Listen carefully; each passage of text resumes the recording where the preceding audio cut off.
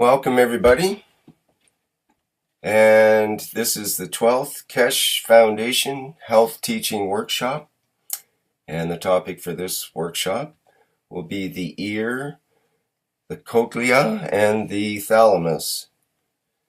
And our guest today, our host today will be Dr. E.Kostova at the Spaceship Institute.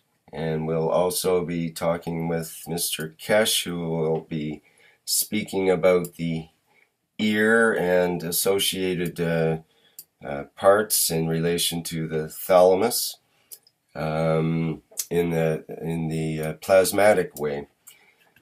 Okay, let's switch over to the Spaceship Institute, and Elia can let us know what she knows about the ear today. Let's lend an ear to Elia.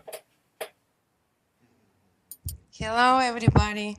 It's nice to be with you and the 12th Health Teaching Workshop of Keshe Foundation. Today's subject is ears, and regarding plasma technology, what is the function of ears and all the part of the ears. We start with the first slide.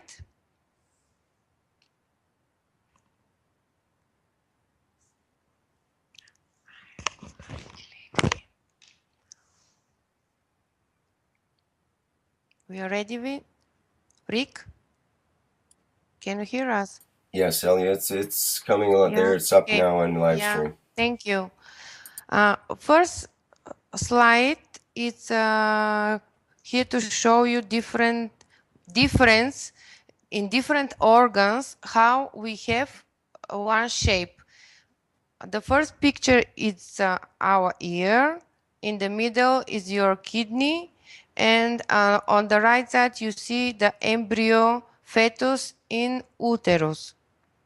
So if you remember for the previous workshop, I told you that the shape of kidney is so important for our body. And we are able to find that shape of everywhere on our body when we start from the shape of our brain, the shape of our thalamus, and then we go down, shape of our ears, shape of throat, how I showed the previous workshop. Most of the glands have the same shape.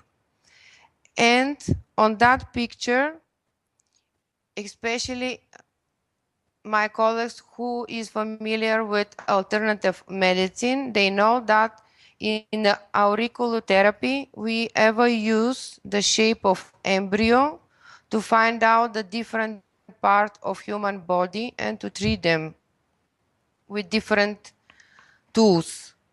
But regarding the plasma technology, like Mr.Keshe said, these shapes give us explanation how the fluids come in and go out from our body, and exactly the concentration of the fluids.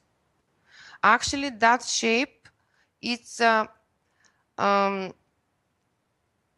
field, how to say, keep the fluids in so harmonical position. So the fluids come in that shape from the middle of the shape, how in kidney, if you see the kidney, this is the middle picture, and in the center of the kidney, you see one wheel, one tube. How the tube come in center of the kidney, that is the enters and exit of the fluids from that shape. So it is like a flow in the middle of the shape, and then the flow that spreads to periphery. And how Mr. Keshe said, our ears, they are not only to use them to accept the sound from environment, they are mostly to spread the fluids out from our body. So keep that in mind. Okay, then we go to the next slide.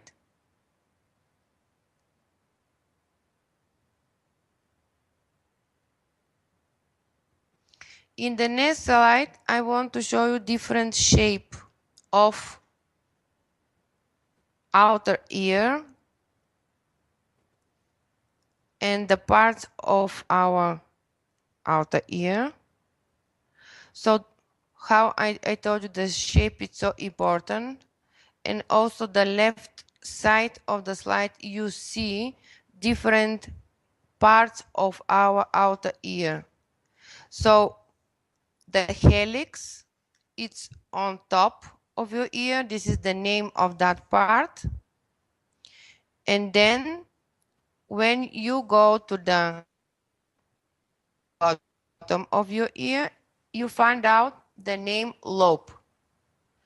In the middle, we have a cavum concha where the sounds go in, and from that enters starts the auricular tube, which is the connection with our middle ear. Actually, our outer ear with that specific shape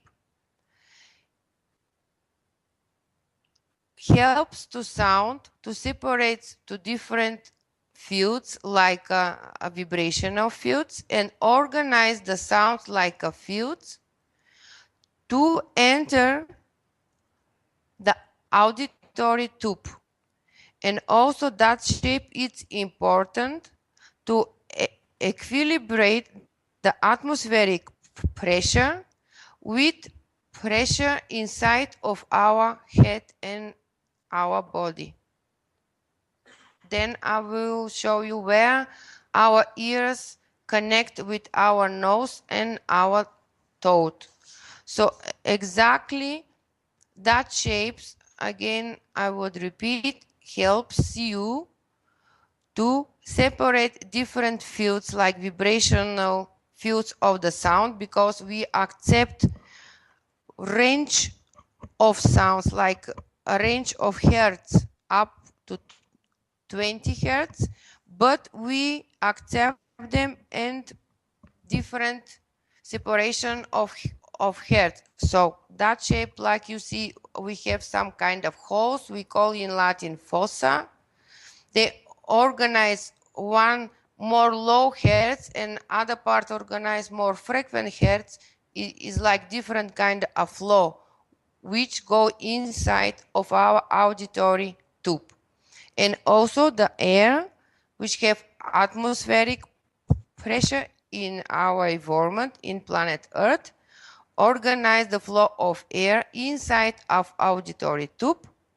And then tympanic membrane is like a decoder of the pressure outside and inside of our head. And regarding plasma technology, different kind of shape of our helix and lobe, it's so important of our emotional state, and it's directly connection with our emotional part of brain. Actually, if you make the line in the middle of the enters to auditory tube and you separate your outer ear to upper part and bottom part, regarding which one part it's more bigger than other one, it give you explanation your behavior belongs more to your emotional part of the brain or you are more physical person. Also regarding how much your outer ear, your helix is close to your skull, it's again regarding your emotional state. That explanation I will leave to Mr. Keshe afterwards. Okay, then we go to the next slide.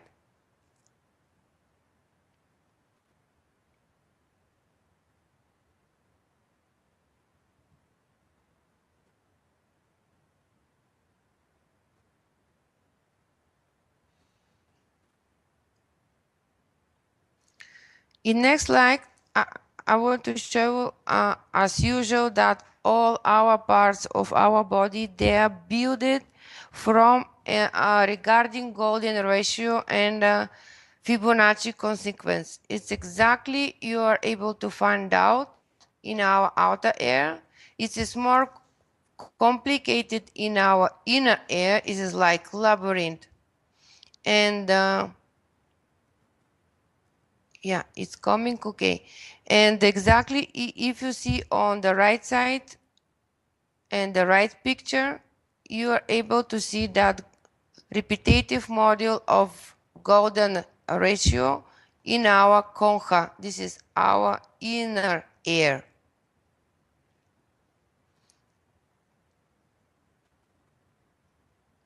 Okay, then we go to the next slide.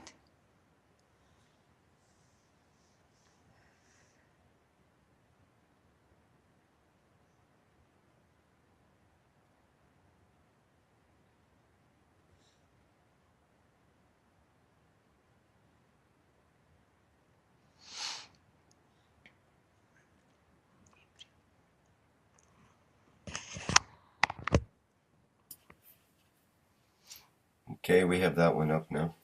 Yeah, thank you. With that slide, I want to show the embryology of ears.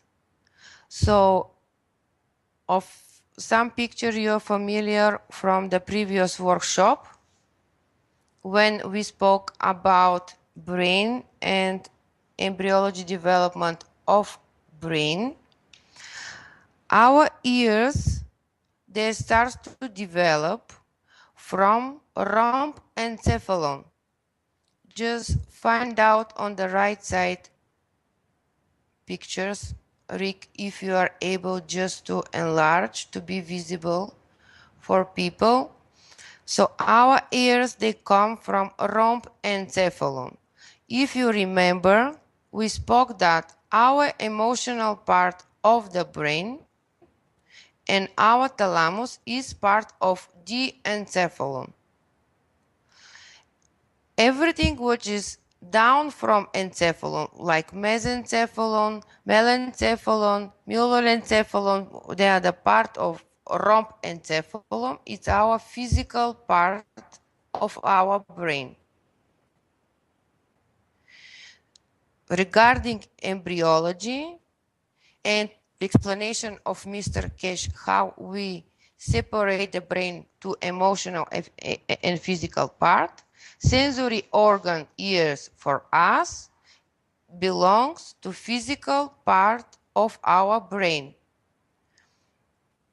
But if you see in the chapter on the right side, we are able to find that thalamus rules optic and auditory neurons.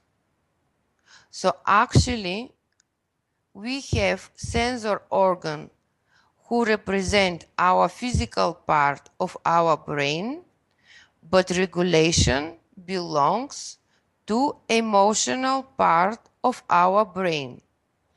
Actually, we accept the fields from environment. We use mostly for our physical part, but that physical part is under regulation of our emotional part of brain.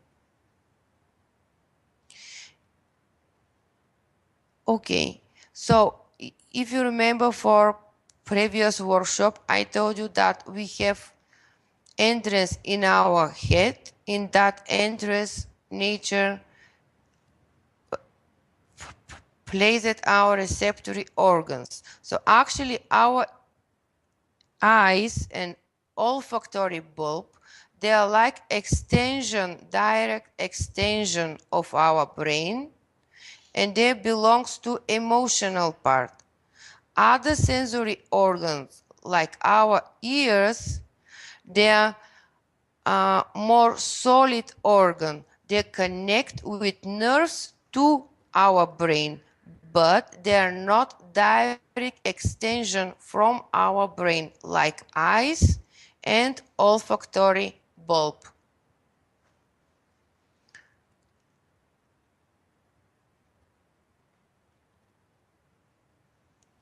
We have three parts of our ears, and they come from different layers of embryo, from ecto, meso, and endoderm.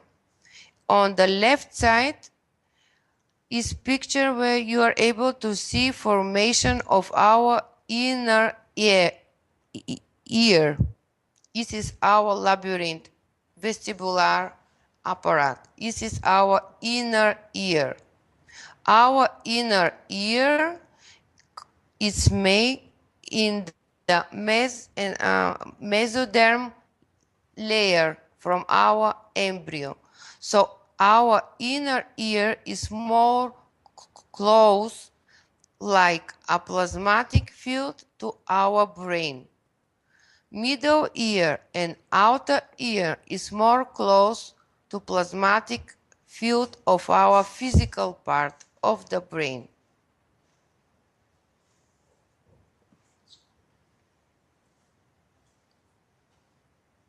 Okay, then we go to the next picture.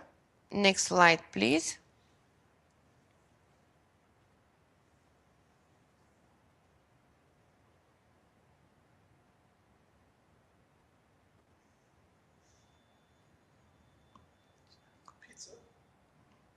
Okay, we're up on live stream.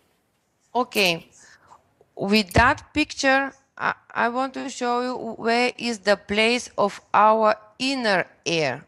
It is actually in backside of our eyes, on the place of our skull. And it is, if you see the red line, this is our eustachian tube. This is direct connection between our inner ear, our nose, and our throat. The entrance of eustachian tube is in nasopharynx.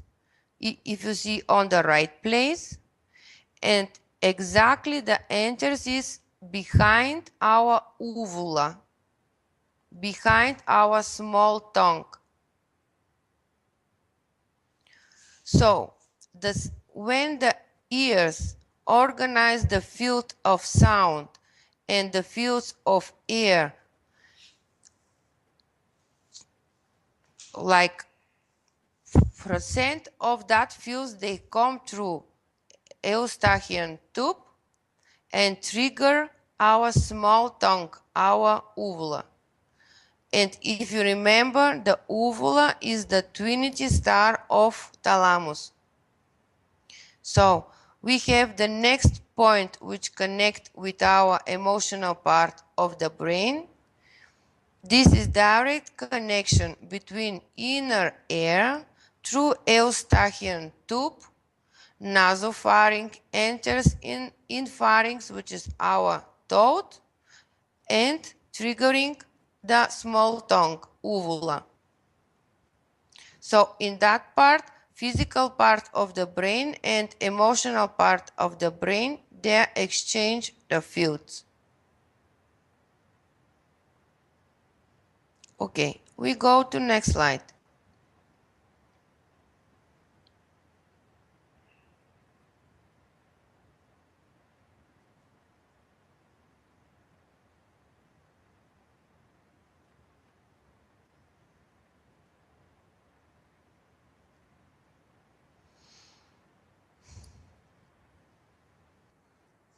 Thank you. With that slide, it's anatomically picture to see different part of our ears. So we have outer ear, then we have external ear channel, then we reach the tympanic membrane. After tympanic membrane starts our middle ear, and on that place we have different kind of bones. They organize sound, so we accept sound from environment through external channels, go to tympanic membrane. Tympanic membrane just slow down the sound like frequency, and transform vibration to 3 different kinds of small bones. And they organize the sound in fields and gives to the next step. This is our inner ear, is our labyrinth.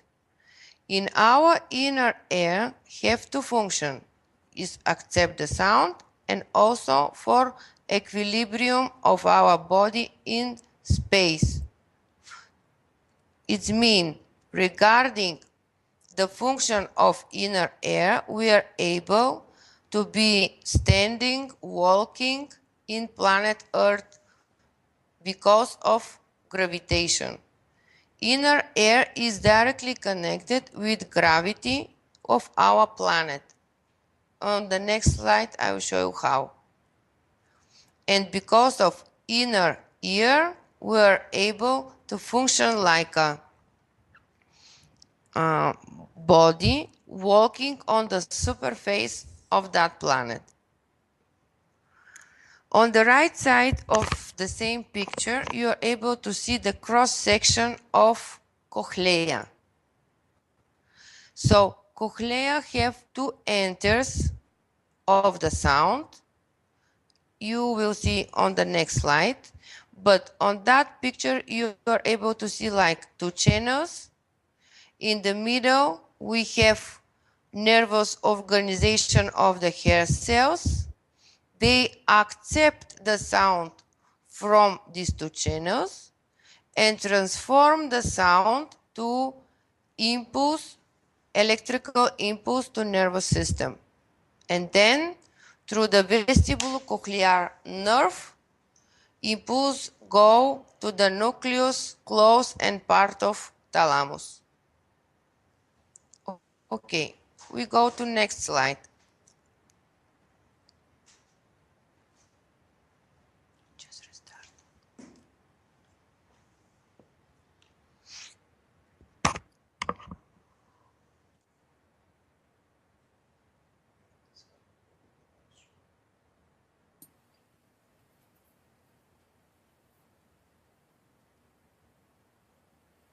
Okay, we have that one up now. Okay, thank you. With that slide, I want to show you how the sounds go inside of our labyrinth. First of all, we accept the sound through our ears. Also, we accept the sound through our bones of our skull. We have 2 different types of accepting the sound. Through our ears, through air, and through our bones. All the vibration of the sound finally reach our inner ear. And we have 2 entries. From a round window on the right side of the picture, you see is written oval window and round window. From oval window, sounds go in through all spiral of labyrinth and reach the middle point. If you see inside from the beginning, sound is more frequent, and to the center of the spiral is just sliding down and reach 200 Hertz. Then from other part of the cochlea of that channel, sounds go out from all the spiral through all the spirals and going out from round window. These 2 channels, they are not contain air, they contain liquid, and the name of that liquid is perilymph.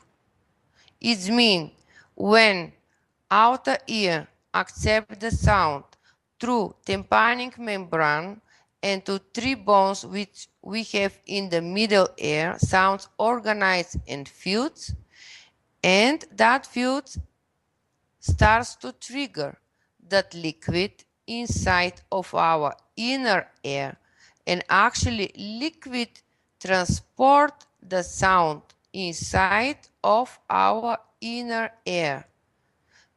and the name of that liquid is perilymph. Liquid transform the sound in air from oval window through all the channel to the middle and slow down the frequency, and then out it is again the flow of the liquid out from the labyrinth is through round window. Okay, we go to the next slide.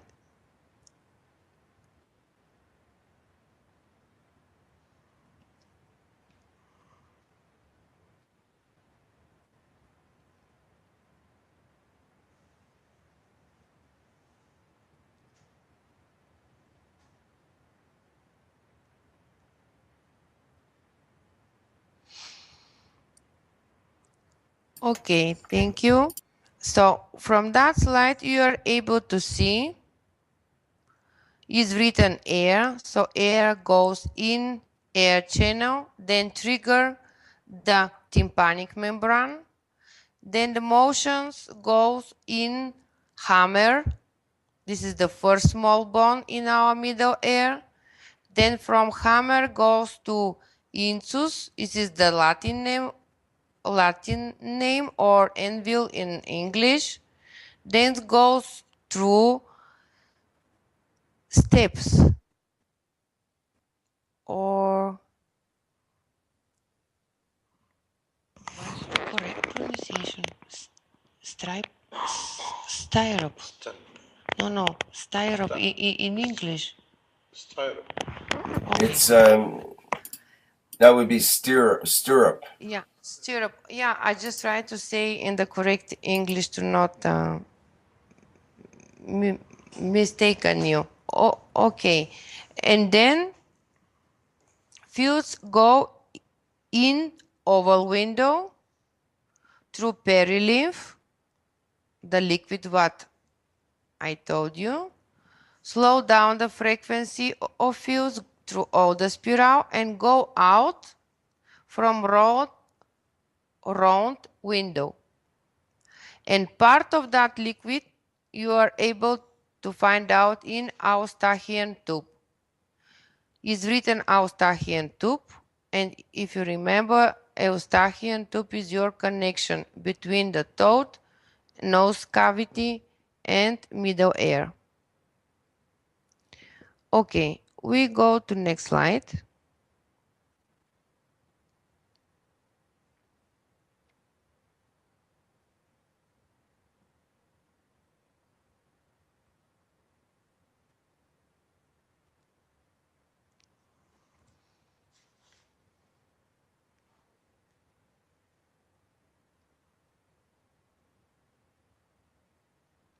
Thank you. This is our cochlea, and it is so interesting shape. From the beginning, it's starting like a snail, and then we have 3 channels.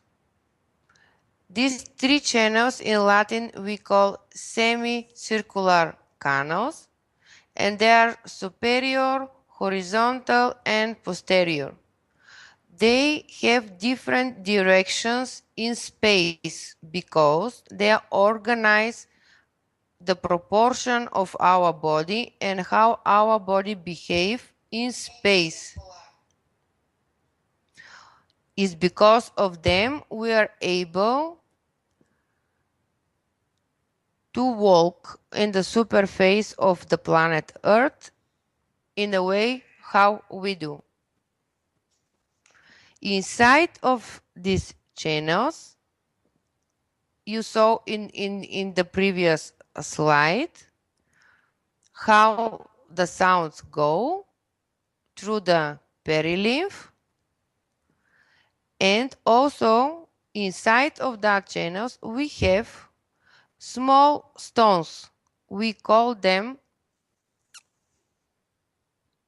it is will be more visible for the next slide, but okay. In that we have the small stones. They trigger cells, what we call in English hair cells. These hair cells, they have receptors, kinocilium, it's in Latin. This is exactly like a hair. And these small stones, otolith, they're in one liquid like gile. And they move regarding the movement of your head and regarding the gravity of the planet. The receptors of the hair cells accept the mechanical movement of otoliths, this is small stones from calcium. Then they transform that impulse to nerves and give information to our small brain. What is the position of our body? Okay, then we go to next slide.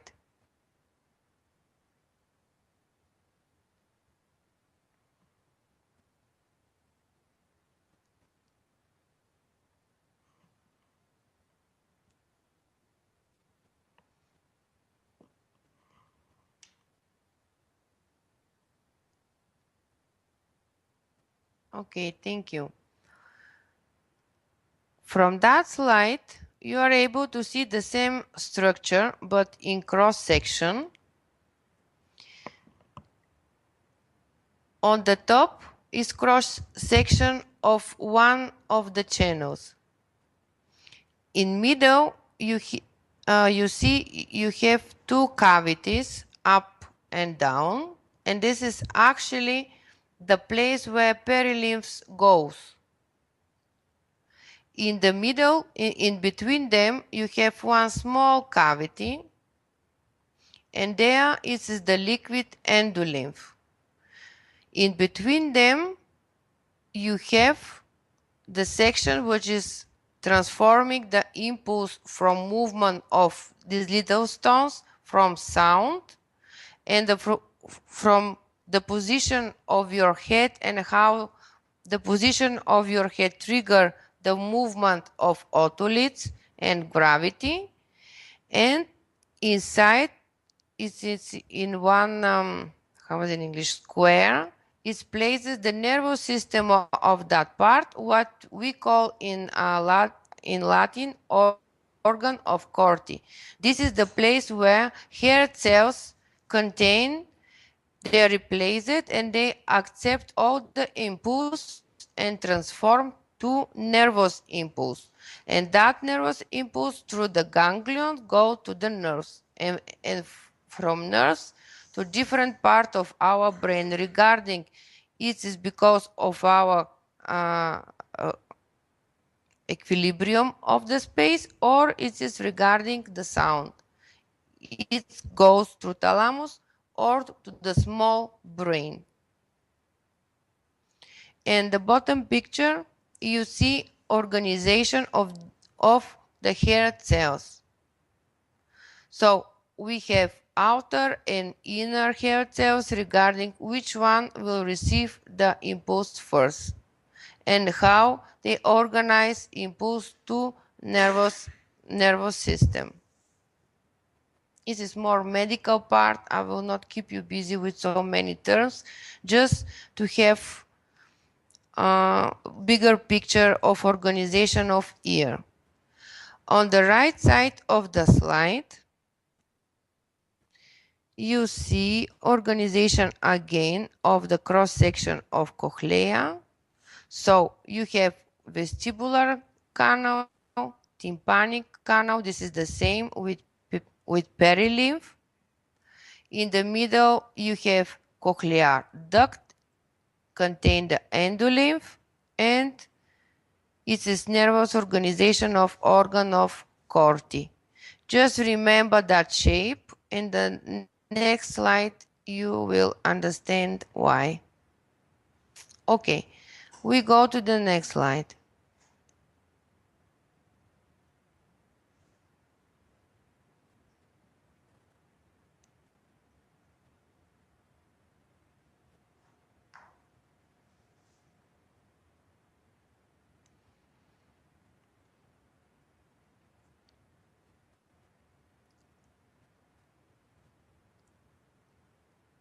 Okay, thank you. From previous workshop, when we spoke about the lungs, I told you that in chest region, our two lungs, our heart, they are made star formation.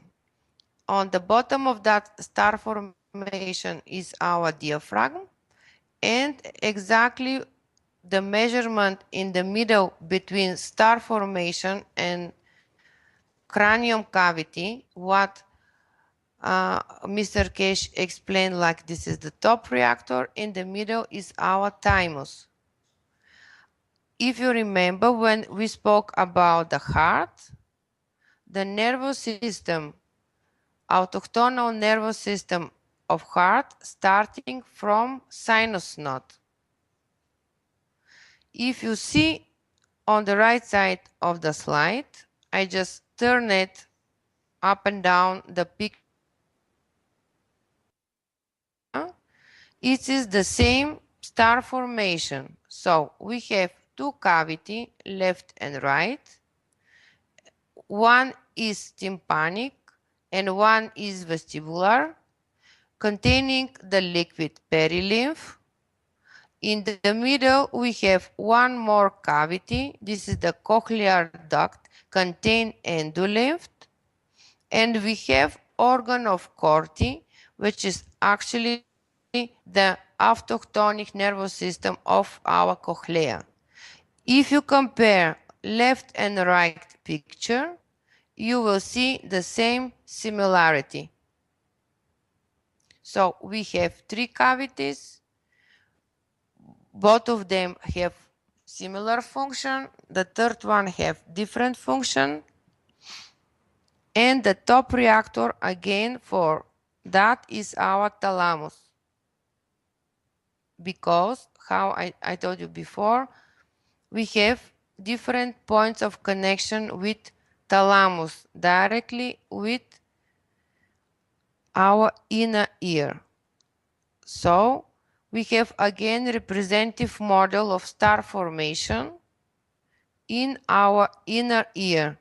And I repeat again, our inner ear cochlea is more close to thalamus and emotional part of our brain. And then in the middle, I just show again the picture of Mr.Keshe and explanation of the star formation.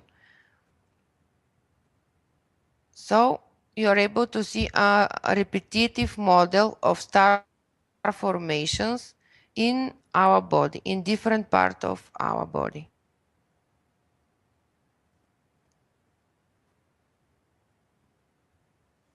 Okay. Then we go to next slide.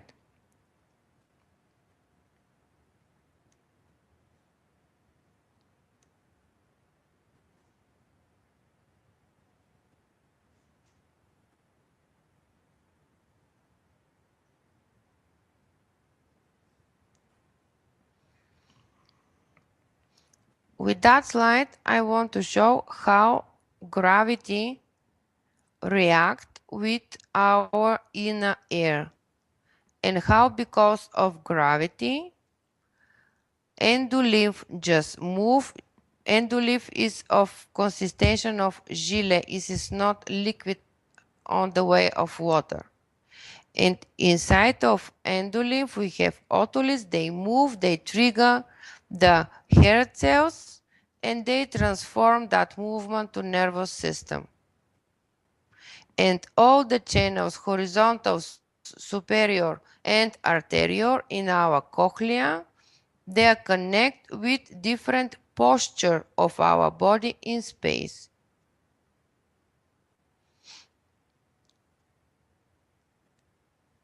Just to have understanding how our body move. And actually, because of our cochlea, we are able to move and to interact with our body in environment of planet Earth. And again, I say, cochlea is directly connected with gravity.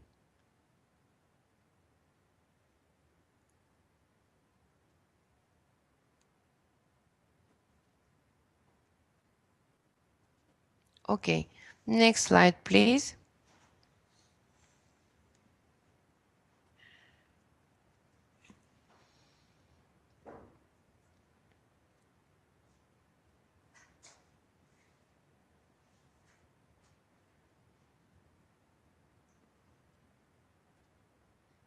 Thank you. Well, that slide is macroscopic pictures of our hair cells. This is the cells which accept all the impulse in labyrinth. On the left side, you see in orange picture, on the top is the hair cells, then is endolymph. Endolymph accept the movement of sound or because of movement of otoliths in it, transform the impulse to hair cells, and from that part goes through the ganglions to the nervous system.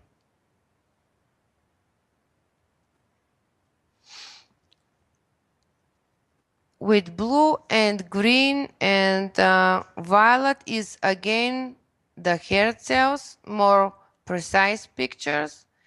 And if you remember the microscopic laser pictures from muscles, skeletal muscles, they have the same organization in fibers, and that fibers they are in layers.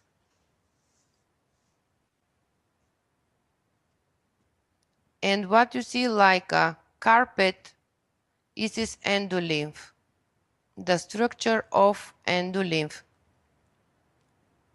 So we have again repetitive model of layering of structure.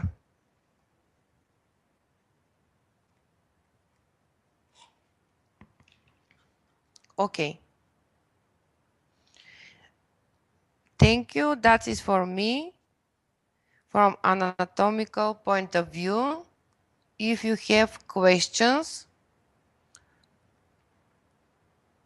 just please ask, because Mr. Keshe don't have patience to speak with you. I'll have a question, Elia, and that is, how does the temperature affect the ear? Can you? How does the temperature affect the ear? Ear? Which one temperature? What temperature? Because inside of our body temperatures is 37. Right. For example, I've had my ears flushed before, and if it's not at the right temperature, it makes me dizzy. Right. So Yeah, if you're because the adding, temperature, yeah, go ahead. you have infection of your ears or just temperature? No, it was just cleaning the ears. So they were squirting water into my ear, one side at a Yeah, time. And if it's I tell you colder, why. okay. You never do that because in external channel of your ear, which connection between outer ear and middle ear is so close to your skin, past the nerves vagus.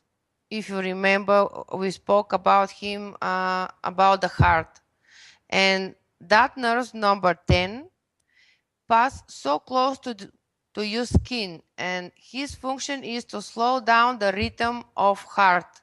And mostly when people cleaning them ears trigger that nerve and have so many cases that they're able just to slow down the heart beating and even to stop. And because of that, and because of that, so many of my colleagues advise the mothers to not clean the ears of the kids so rapidly. Do you understand?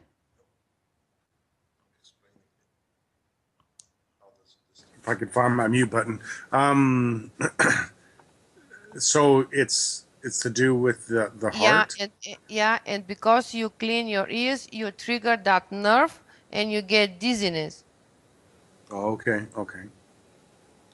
But if it's at the right temperature, then there's no change, and then you don't do anything with that, right? It doesn't The cause that. temperature is affect directly the nucleus in your brain.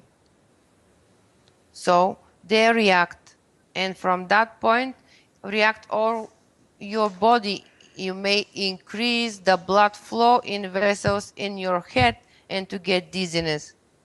Also, during the temperature, for example, 40 degree or 39 or 41, but supposed to be higher. It is the same when you heat the water in close with closet with cover vessel, and you heat and boil it. It's the same things happen with your blood in circulatory system. Starts to boiling, no, and to increase the volume inside. Okay. Mm-hmm. The next question is, what is the reason the perilymph leaks out of the ear? What is the reason? Yes. Perilymph. This is when some part of your labyrinth is just broken, or if you speak about the water was a liquid go outside from your tympanic membrane, it's not perilymph. There it is the liquid which form on place in middle ear during the infection from the mucus inside of the middle ear. This is not from labyrinth, if you speak about that. And then during the infection starts to produce liquid inside and get to the point that the tympanic membrane just suppurate, breaks. But this is not perilymph. Okay. Thank you for and that. so that means that the inner ear would be broken then, right? I If can't see inner it. ear is broken, it is in so rare cases when you have injury of your head and especially in your base.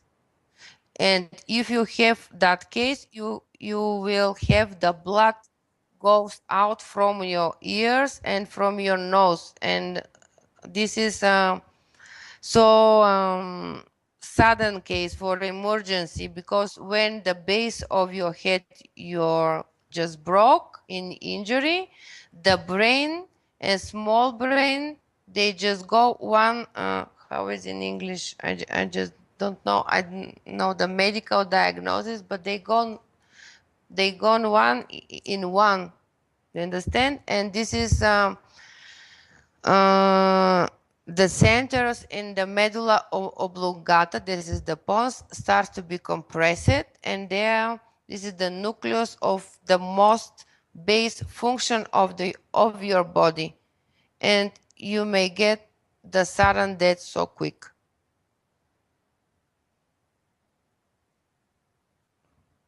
Okay, that doesn't sound too good. I was going. There's also another question: is how to reduce the excess wax without removing it, without cleaning? Then. Can you say again, please? So how to reduce the excess wax without removing it? Then, without cleaning, using the water.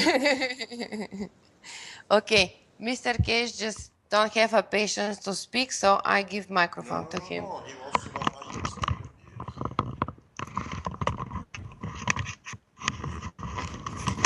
Then it says take it to a car wash. What was that, Mr. Keshe? I didn't catch that. Elias said take it to a car wash. Car wash. Okay. Just leave the windows down and everything works out fine. Leave your eyes open, yeah, no problem.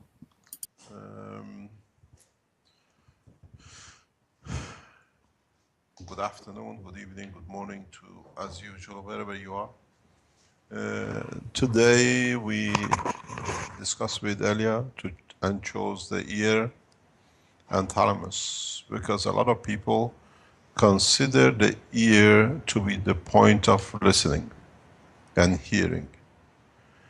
In fact, the ear of the man is one of the most active parts of the head or the reception of information and fields from the environment, where when the information or the energy received cannot be, or is not at the level that can be used or utilized by the body, is dissipated backwards out of the body. In a way, your ears, despite the current medical terms, is not the receiver, but actually is a sender of energies and the informations which are not needed, and continuously reaches the skull of the man and the brain itself. One of the reasons that you have such elaborate conditions, and as Dr. Elia explained, goes right to the center, to the inner part of the brain, is to take out and dissipate the information which is not needed. It's a part of the exhaust system for the brain. In so many ways, we always think, just because we are so much attached to physicality, that the ear is to receive everything. But at the same time, our ears are the senders and remover of so much information which is not needed and can be dissipated from the brain area directly. In so many pictures and in so many ways what we see, the brain is the replication of the whole structure of the human body. So when we receive information as sound, we receive information at the same time as energy and the plasmatic fields. We do not hear, or some of them, some people can hear, some others cannot hear the same noise. But the noise and the fields and the energy is absorbed continuously by the skull and the brain. And if you put a brain like into a, let's say a microwave, you put any item and just keep on feeding it with radiation of different types and plasmatic energy of different type, sooner or later it cooks. Unless it has a system built in that can dissipate and remove the excess energy directly from internally out of it, especially from its center. And this job by brain through evolution has been given to the ear.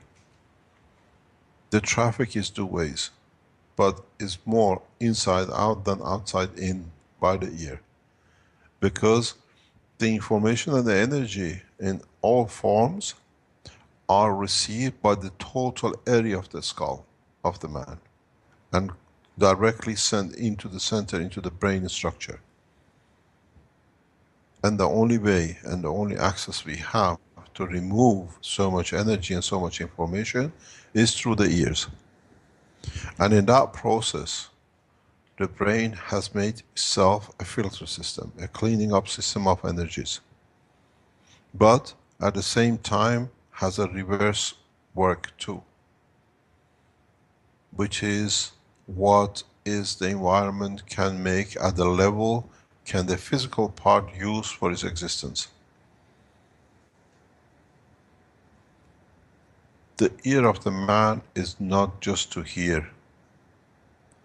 You can hear without the ear, but the ear structure is needed for removal of plasmatic and all the energies which is received from the environment into the brain structure.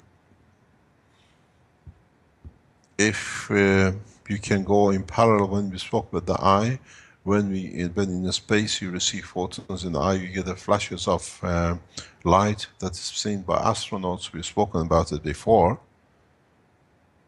Our brain continuously receives the same kind of energies. And these energies are not needed by the brain. Some are used, and the surplus in the same way is emitted out through the ears, the structure of the inner ear to the middle ear and outer ear.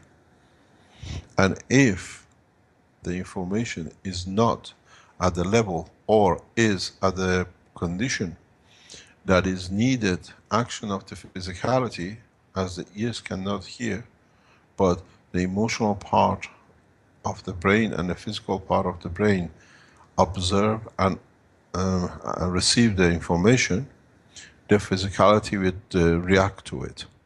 And for this process to connect the emotional part and the brain part to the physicality, the balance part of which is the balances the brain for the pressure of the blood which comes in for what is to be received, because for the blood to come from the heart to deliver the right amount of energy to the brain area, it needs a certain pressure. This is done by the inner part of the ear. The same system of balancing through a neural system is passed on to the foot of the man.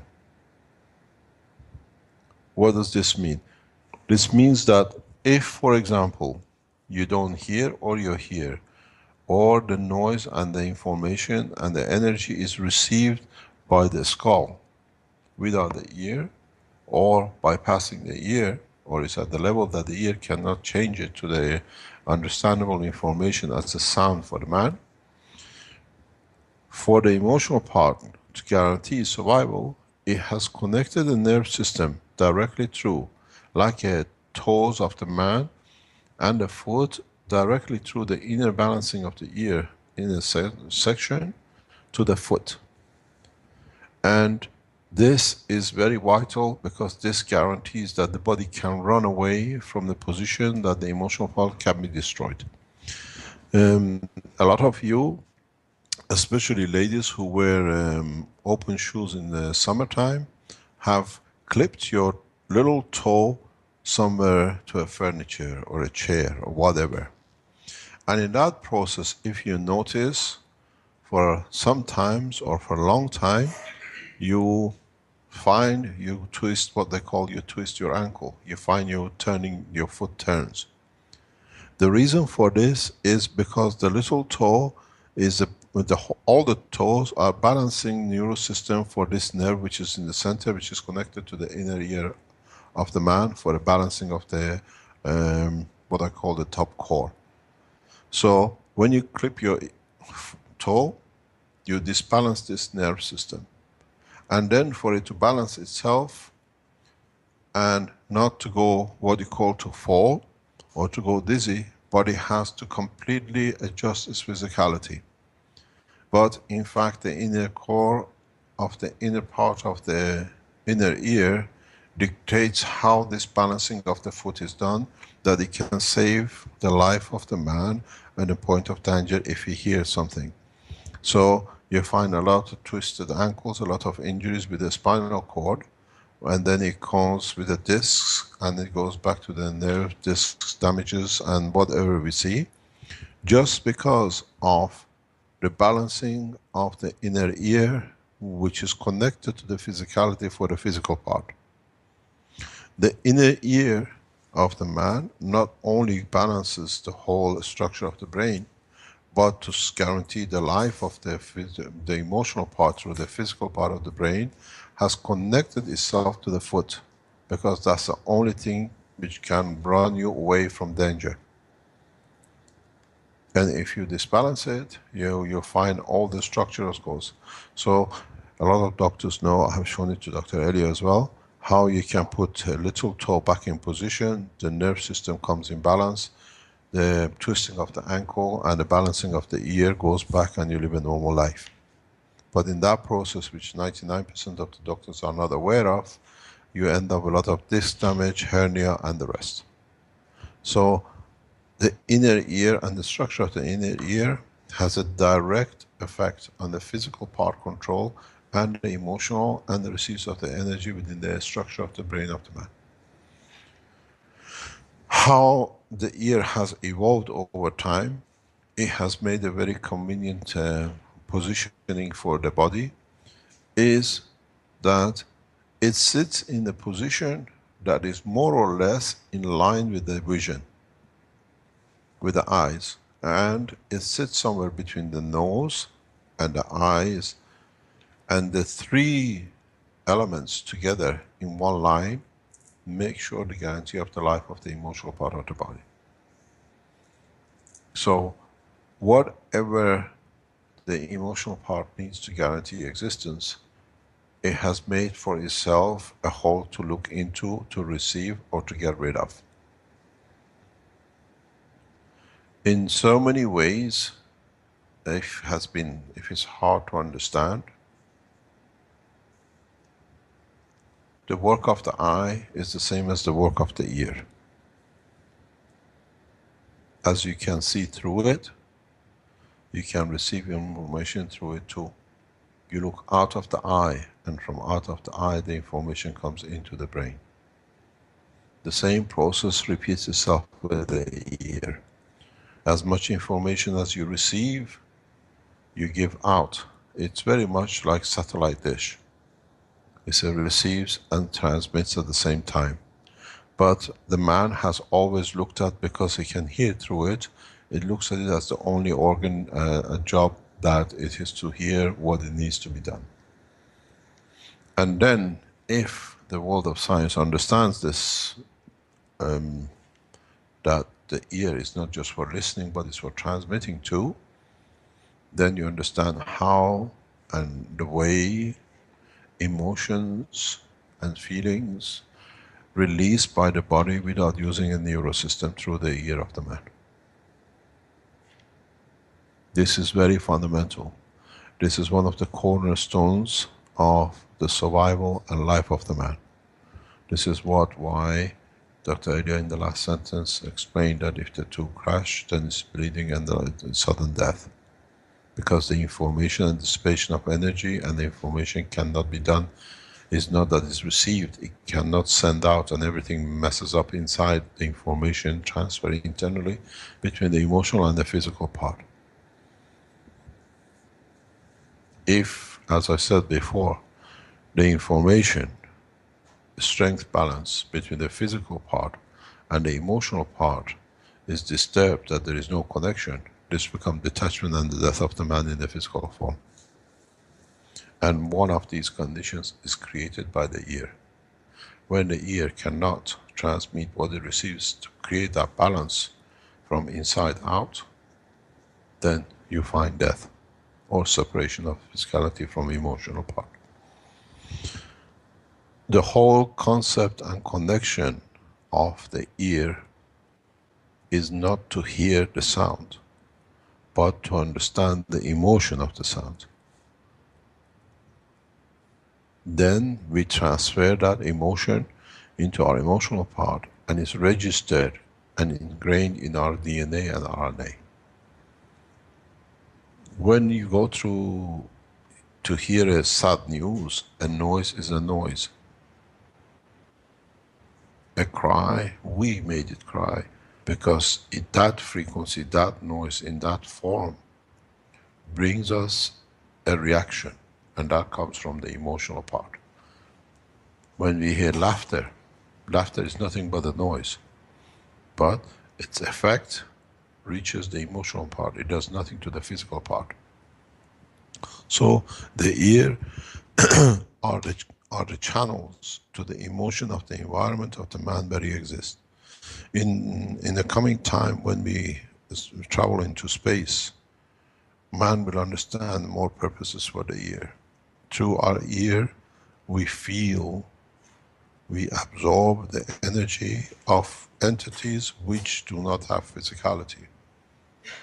But we can hear, we can sense their presence and their emotions. You cannot smell them, they don't smell, so you cannot show reaction. You cannot see them because they are invisible to the level of the amino acid of the man. But through ears we can hear and sense their emotions. That's why the ears has been put at that level, so close and directly internally, very close to the emotional part. And for the reaction to the physical part. The structure of the brain, the existence and survival of the brain, highly and totally depends on the work of the ears, in what receives or what does not receive. The people who go through losing their ear or whatever, even you chop your ears off, the same process still goes on.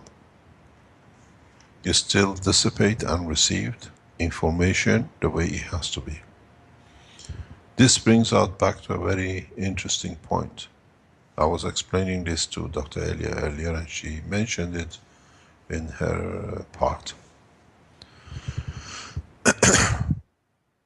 If you remember last time when we spoke about the little tongue in the back of your throat, it gives you indication of the behavior of the man. Strangely enough, your ear gives everything away in one go. If you are trained, if you understand the structure of the working of the brain in the emotional part, the emotional part manifests itself in physical part. And your ear is connected directly to your emotional behavior because it receives everything through, so it has to have certain ways. So, when you see a man or a woman, in a very quick way, we already have registered in our brains, we are not so much aware of it. The shape of the ear, the closest of the ear to the skull, the further the ear stands, the upright of the stone, the pointing of the ear, will give you every indication what kind of the man you got in front of you. Emotional, a cheat, correct man, somebody who's there to listen to, and somebody there just pretending to listen but is trying to defraud you from your emotions. Because the ear is directly connected to the emotional part of the brain in communicating and receiving, it has to mimic its master. Nothing is closer to the emotional presence of man than the ear. So when you see people with any structure, the only thing they cannot hide is their ear. Then when you look, you know what you have in your hand, what you got and what you can expect from the relationship. Be it a business, be it emotional, be it whatever. You find out, go into details, a lot of successful politicians which are very good liars have the same kind of ear, because they are emotionless. The seat of power is more important to them than the emotion. Because to them, emotionality is detached from physicality. And this is very important if and when, and the time comes when we say the boat of Noah is ready to go. Because you understand what you have, how you have. There is a lot of research done in this field, but now that we understand emotionally connected with the physicality, this is where it shows itself. Because the ears are an eye into the emotion of the man. This puts a lot of people walking with the hands on the ears from now on. Elia is laughing.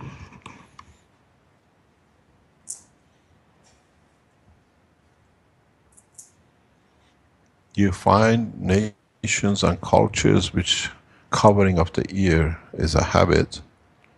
It's the nation which the emotion runs very deep. The reason being is that by covering the ear or the head, you closely attach your ear to the skull, and that brings you closer to the emotional part. And we see this especially with the religious fanatics. Doesn't matter in what section and what kind they cover themselves. This is part of the process which, even when I do systems for the same disease, I always ask to see the volunteer. They think I listen, but I look at the structure of how and what kind of person I have in my hand in guaranteeing the success of the process.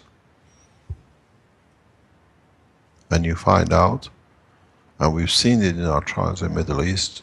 We find a lot of problem, especially with the female process of changing anything.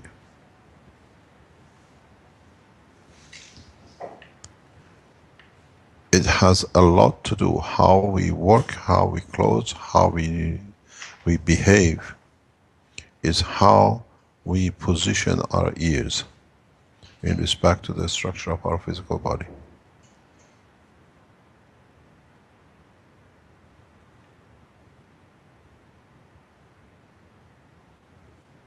This is vital, it's very important, especially in the space technology of the future, how we can set up a system to know that we are not lied to. Don't forget, go back to the system where I set my volunteers in front of the machine. They hear to instruction, they listen to instruction. And to that instruction, they have to show their behavior of the emotion. So, through the ear, I control the emotion to see what I receive and what is good in my hand. And unknowingly, the system receives the fields and backwardness and the forwardness. What the system sends out as a positive or negative gives us an indication of what the field sits and what the person is, and how much of it is received and how much of it is received incorrectly in the behavior of the man.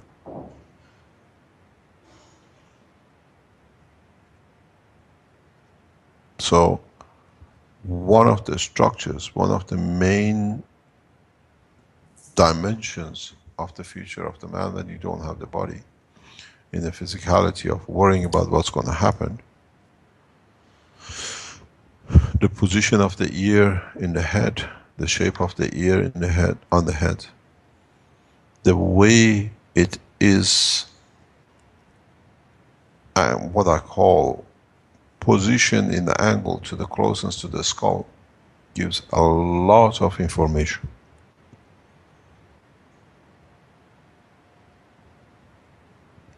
And you'll see a lot of mental disturbances. People have a specific shape of ear because they receive and they emit in a certain length energy, in a certain strength energy that allows the ear to dissipate so much information or energy which is coming.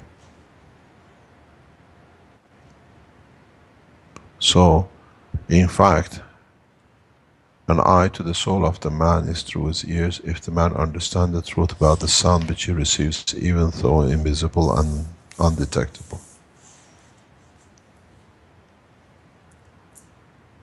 Any questions? Yeah, I have a question. Just like the uvula, you said it changes as we grow. Does the ears change then also, or is it stuck when you're mature? That's it. As we said, that's what you have, and you cannot change your character. Okay. What if somebody changed their ears? There's a tradition that some cultures have. Like, for example, if somebody's ear, if a child's ears look like they stick out too much, there's a technique called pinning, which pins the ears back. Yeah. Then what does that change the actual person to do that? Yes. Does it change their personality, and how would it change them? What does the ears that stick out? What does that mean when the ears stick out? What we call too much. Too much, or is pointed like Mr. Spark. Right. Yes, that's always an indicator of something mischievous. It seems. No, actually, it's just somebody who receives too much. A pointing ear is very much like a leaf on a tree, on a plant. When you have points, it means of receiving. It has a different meaning. When you pin an ear, psychologically, if you trace these people at adulthood, you have a psychological problem. because the body was built to dissipate and receive certain waves, certain energies, and now you have disturbed it. Now it receives something which is not balanced with the emotional part, or even with the physical part.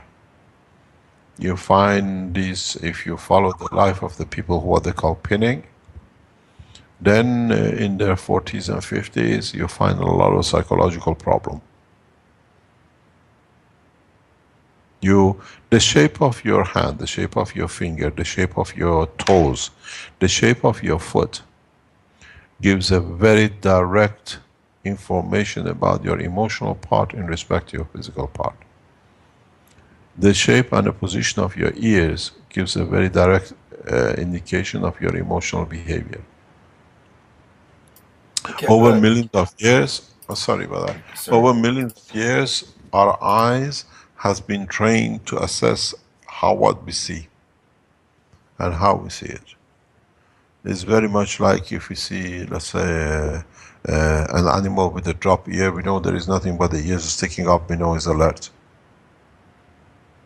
Because it shows his emotion, it shows his position and condition mentally and psychologically. It's the same with the man. But unfortunately, we don't have muscles to move our ears around to hide it. So when it's done and it's fixed, it's a reflection of the mirror of your emotional part.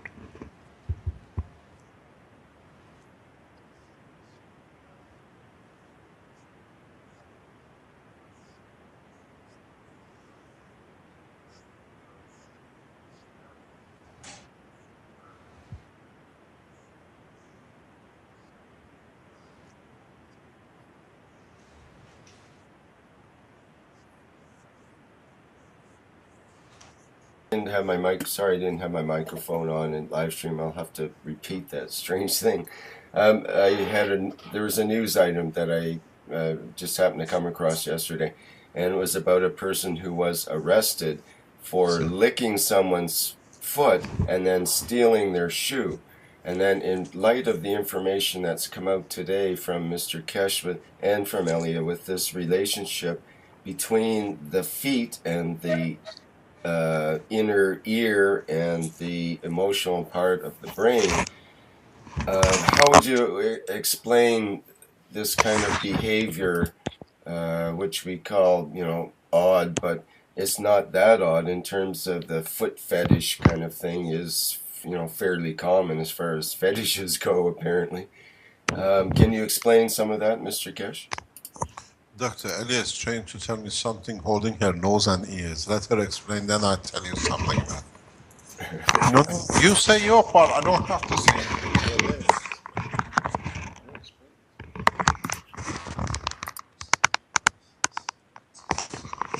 I just asked Mr. Keshe to explain what is the relation between ears and nose and the position between the ears and nose, and if the enters of the ears, what we call in the middle hole, what you have, and the tip of the nose, how that line which the cross two enters of the ears and tip of the nose related with emotional part of the brain. Just 1 second.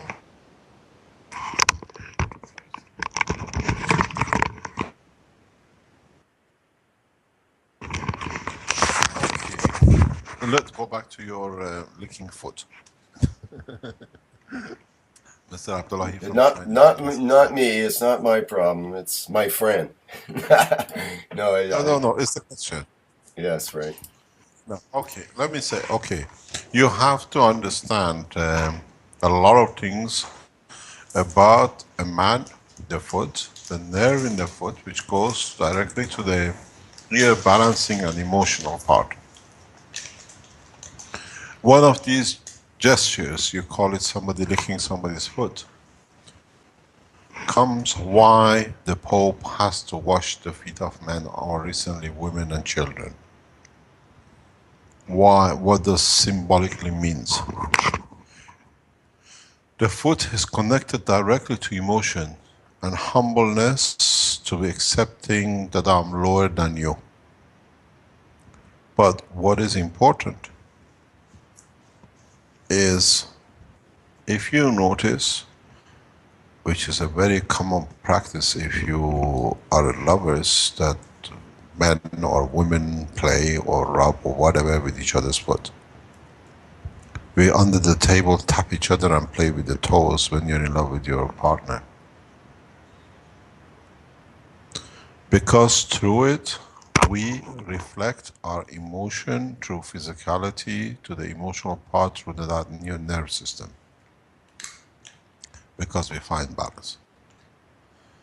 If you look at people like, which is fashionable now to wash the feet of 40 people by Pope, you have to look at the physical posture and how and the way it's done. It's not done with sincerity, it's done because I have to. It's very much like I explained yesterday, the posture between the Iranian minister and the American and the European minister sitting down. Position of comfort. When you lick somebody's foot and it's still the shoe, the reason you stole the shoe because the odor, the smell, the taste, and what you gave to the foot or you licked from the foot is carried in the shoe. So instead of you can't carry the person, you carry the shoe, so you got what you wanted. It's not that they stole the shoe. The shoe carries that sense which at the point of licking it, the odor comes, registers a comfort zone in the brain, and so I can't take the body because body is snatching, so I can steal the shoe but carry the same odor that it gives the same emotion.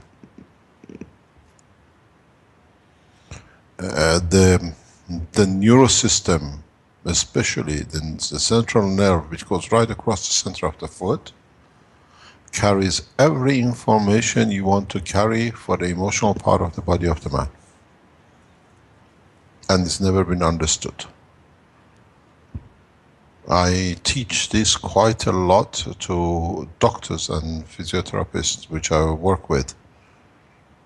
You want to put man's physical part out of pain or spinal damage or uncomfort in the pain as a hernia or whatever, or a back problem, correct the 5 toes position. It's a specific way to be done. I always teach it. And you put the foot and the ankle in position, the nerve goes back in its original line of forces. It's a pressure, magnetic, gravitational field force line. And then with it, it corrects the rest of the upwardsing of the spinal cords, the spinal structure to the neck and to the brain, because it releases the pain, it gives a comfort, release. Emotionally, you're not at pain. Then you find the physicality corrects itself. As I said when I teach this to the physiotherapists, none of them would like to use it. Because when you put it right, you don't go back in. Half of the disc problems is sorted. So, as you don't go back in, he hasn't got the income. He makes money as long as you're in pain. And if he takes you out of it, you're not going back. The emotional nerve, or what I call the balance nerve in the center of the foot, is, when it's disturbed, is a cause of some 80% of the back problem, disc compressions and the rest of it. Because when it's disbalanced, physically you're disbalanced, then emotionally disbalances you, then the brain has continuously to produce information to keep a balance. And then so the energy goes and the rest of the damage which you see. In fact, what it is when this nerve is disturbed in the foot, it has a very specific structure, this nerve.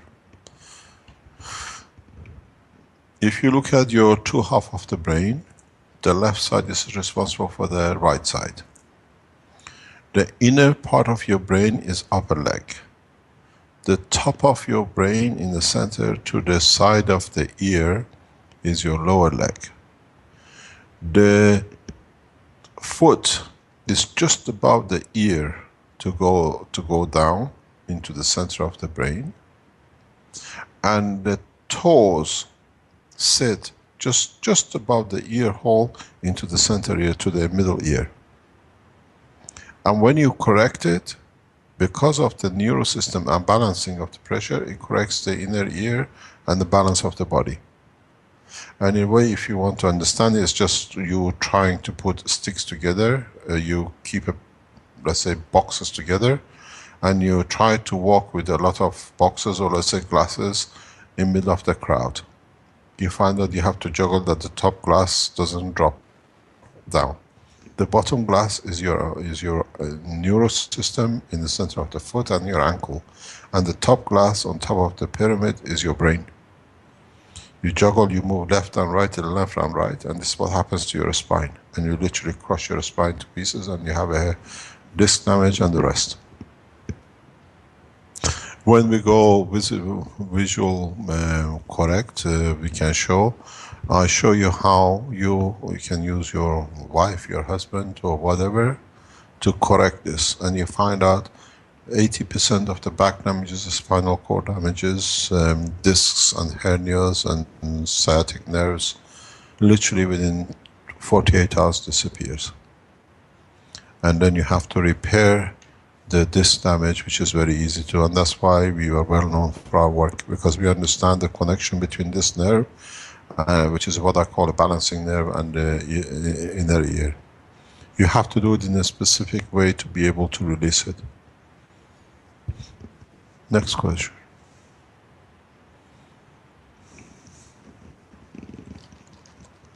Nobody there, we can go. There's somebody here. There was a question from Wolf about, that's common for many people. What is tinnitus and how can it be cured? Yeah. Yes. Oh, the buzzing noise in the ear. Yes, I get that occasionally, actually, because of my. Can I be very correct and direct? Of course. Ask your conscious what's wrong and what you have thought the wrong way.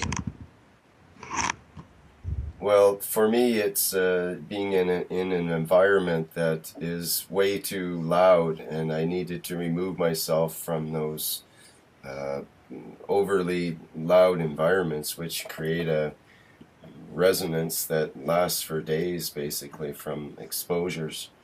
So I realized I have to stop doing that. Just stop it, as it said. Interesting enough, a lot of it. Now, this technology, exactly what you talk, but in a very subtle way, is used by security services to intrude and control people through new flat screen televisions. What you're talking about, what the question was asked, is a lot of the new flat television screens, which are heavily marketed, are used specifically to create sub-noise level to control. A lot of people, I'll put some links on this, you can read it. This is what they call screen jamming interference. They can even give you, it's like a buzzing noise, you don't hear it unless you're sensitive to it. The frequency tuned to 9 millihertz, if I'm correct. And then they can give you materials without you knowing, even through a handshake or whatever, that you become a receiver. They can put a little like aerial antennas in the pillow or in the blanket, you don't feel it. But when you sleep, you're in touch with it, you short-circuit it. And they use it as a subtle noise in the ear. And through that, is the reverse diagnosis of illnesses which is developed by the Russians. And in the last week or the week before, when we had our Italian friends here, he explained. So they can cause you diseases which don't exist in your body through your ear. This is a new type of what you call intrusion through the new medias. I was talking about this to a specialist very recently. One of the reasons we have put the security dome around the building is for this reason. Can you speak a little more about that? People would be interested to have more information about protective environments. Yes, the situation. I mean, if you are here in the building, we can show it to you. Even my laptop is covered in the same basis at the moment. What happens? They use a specific frequency. If I get the link, I'll put it up. You can. It's in my. I have it. You can read it. This technology is the reverse technology used or developed for the medicine, that they can play noises in your ear and find the disease in your body. It's a very effective way of discovering diseases. I have done a lot of research on it years ago with somebody who a lot of you, if you live in Belgium, know him very well. With his partner, we did a lot of research into this, detecting noise, using the noise through the ear. It's a Russian technology. It's done a lot with the Germans. Now it's part of the scene of the detection of the illnesses. It's 40 to 60% accurate. And I spent 6 months researching into this, because in the space we can't take doctors. So now we're looking into this system. Then about 2 weeks ago, I found out what's the fault with this system. And now with our Italian Keshe Foundation groups in developing the software, I explained to them where the problem is, and within the next few months, we'll develop the system which makes it a little bit more accurate. But you can assess, for example, what is the problem, if the problem is with the kidney or is it with the liver, and what it is. So now they use this technology in reverse to cause the problem in the kidney and the liver. This was what part of the poisoning system of my body in the past few weeks was done this way. The only thing is, I specifically chose this house that this could not be done, because it was done to us in Belgium. And unfortunately, we had a security break barrier, and they managed to install the system somewhere in the building. So with the dome which we have created, we have blocked it. And we see it immediately, this first minutes we knew the change. What you do, I better don't give too much away at the moment till we are secure.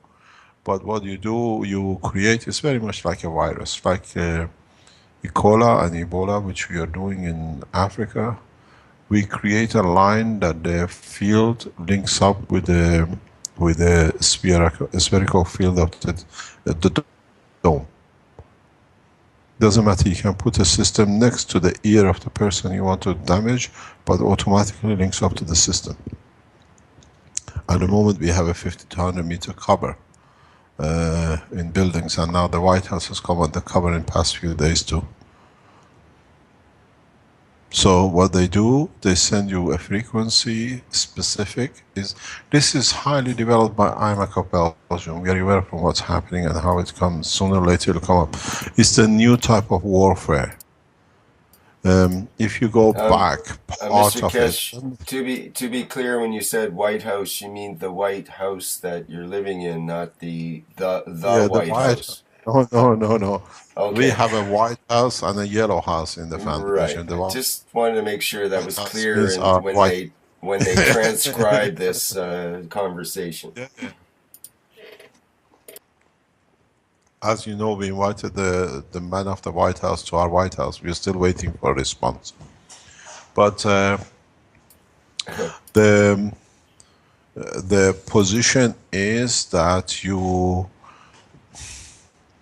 it is how they use the technology and how it's used. I was telling Caroline a few days ago, I'm going to go and start looking for do you remember those black and white tube televisions? The valve ones? Those they cannot interfere with. You're safe. But part of this electronic build-up of the flat screen has allowed a huge intrusion that I explained to you a trial which is going with some services. Um, how much of it is we can divulge, I don't know. Let me tell you this way. You know the hospitals have a budget.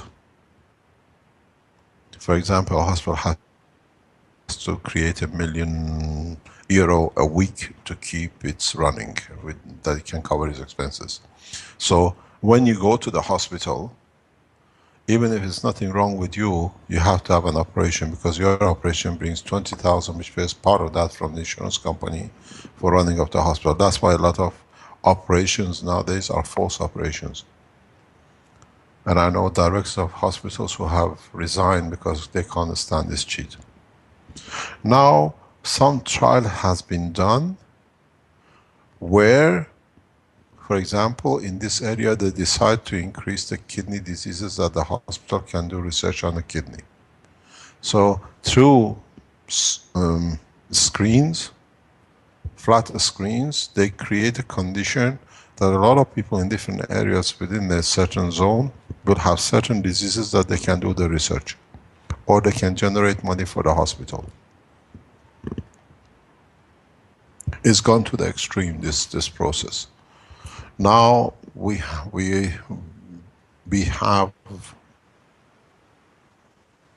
developed, as part of the plasma technology, to block this. We will divulge. I told you, when I'm sure when we have the American securities here, military, they will see it in operation. You do not block. Blocking does not work, because then they change their frequency to something else. What you do, you link in like a virus, as I said, that all the fields become part of the system. You know, as part of the poisoning used here, they spread the living quarters with a specific powder, which is a magnetic powder. Then they intrude your body through the fields they release through the flat screen. We immediately were informed by the national securities what's been done. Marco and Armand have taken a picture of the dust. So I put immediately into operation what we knew to remove it. Parrot mini drones. To neutralize it. And they're working very hard to do whatever they can to be able to activate it.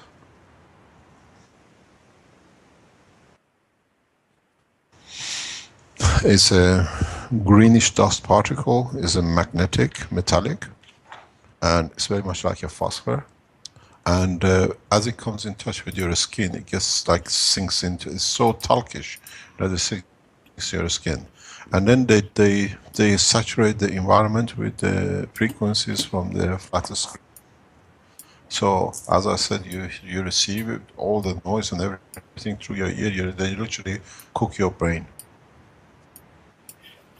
And we noticed this was done through our even laptops and iPads. So we have covered screen. Everything has been covered totally. People may not believe that the computer screens can do that sort of thing, and both the screen and the audio can both be used, because I played actually played my computer screen. I'm showing it on the live stream there now. I've got a video I made a few years ago of actually touching the screen and altering the sound in a crystal radio by touching the screen. And different colors that come up on the screen emit different frequencies. And you can actually change the sound coming through a radio by different colors on the screen of a computer screen. So it's pretty clear to me from previous experiments that could easily be used against someone if they were someone that was trying to combine frequencies or colors or sounds all in certain ways to activate some kind of strange powder that might be dispersed in the environment, or some other two-part component that would get mixed together. So some sort of development that could protect against that would definitely be helpful for people that see that feel that they're targeted. At least some people feel that they're targeted that way. There's quite a lot of people feel that way.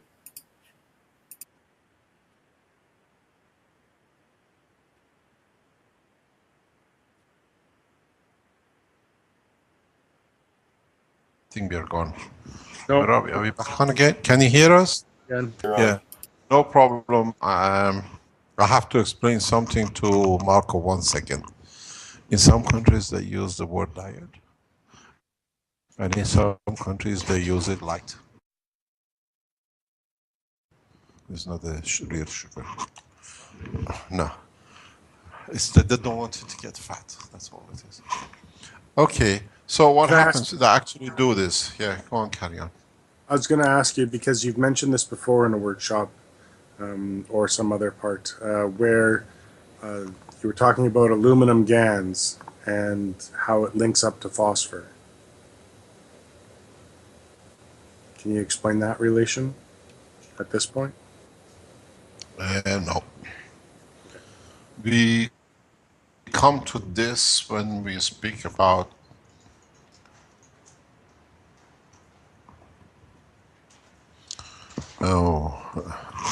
just 1 second. What is that? It can't go down. Sorry, I didn't want to make your life miserable. No. Just our mascot has walked up with Armin, and it sits there for hours.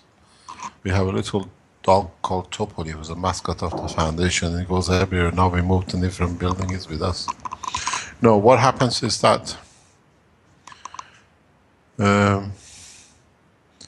when we come to the setting up of the system in respect to the existence of the man with the DNA and RNA, with a phosphor chain, it creates a specific gravitational magnetic field. It's the fingerprint of the human race.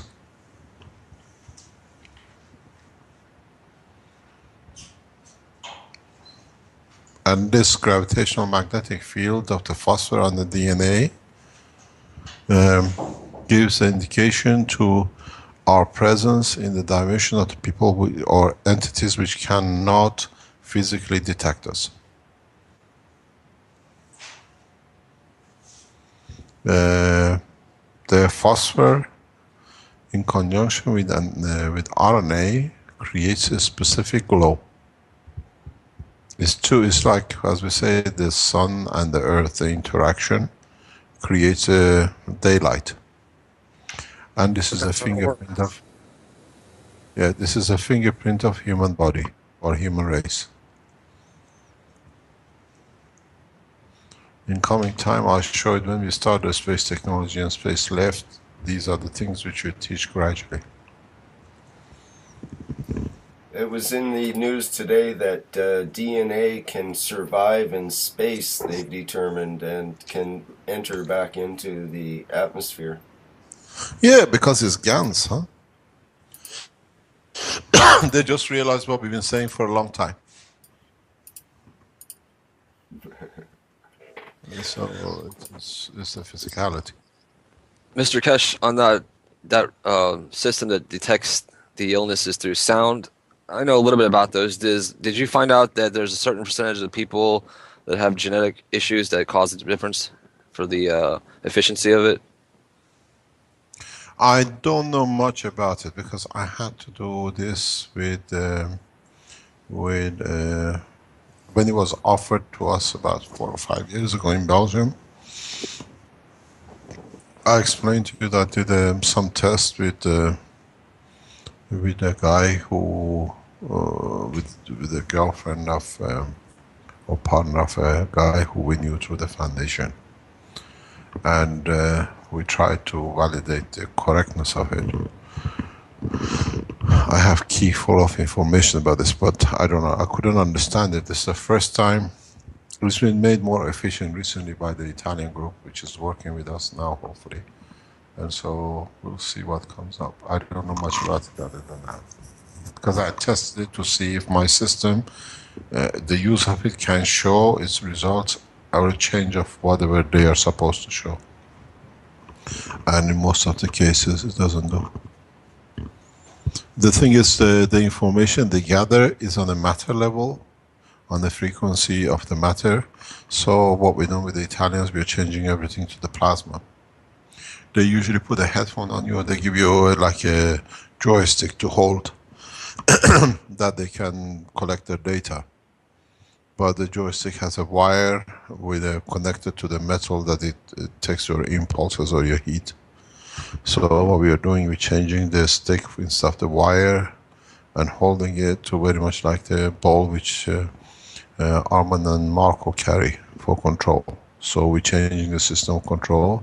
Instead of the wires, we're using nano-coated layers, which is information of the plasma of the body, not the electrons, which are actually don't exist in the transmission. Then it changes different data. You become more accurate because a liver has a plasmatic field and a kidney the same. And if you put copper in it, will will show differently. The new like it'll technology. work Yeah, we'll see it now because we're going to work in operation of the real operation of the body, not in electrons. As Rick said, they just found out that DNA can exist in space, so it's a gas. So you have to understand its property through its gas or the plasma of it, not through its electrons, because it has no electron. But in the body of a man, and let me tell you, in the body of man, unless you put a nail or ear pierce in it, there are no electrons. You will not find a single electron inside the body of the man. And how do they want to measure it? Because they use a wire which is electronic. The system of technology changed. I've discussed this already with our Italian groups. You'll find us will have a very close collaboration with the Italians and hopefully with the Iranian scientists and the plasma technology for development of these new systems. Our collaboration with Iran will start openly very rapidly in the coming time, and especially hopefully with the collaboration with the Americans and the Italians.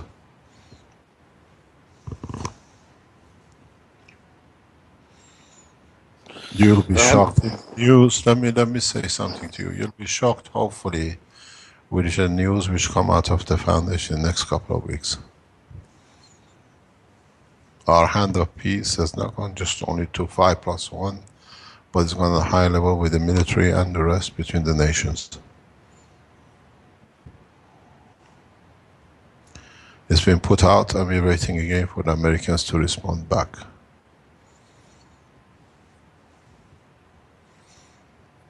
Next question.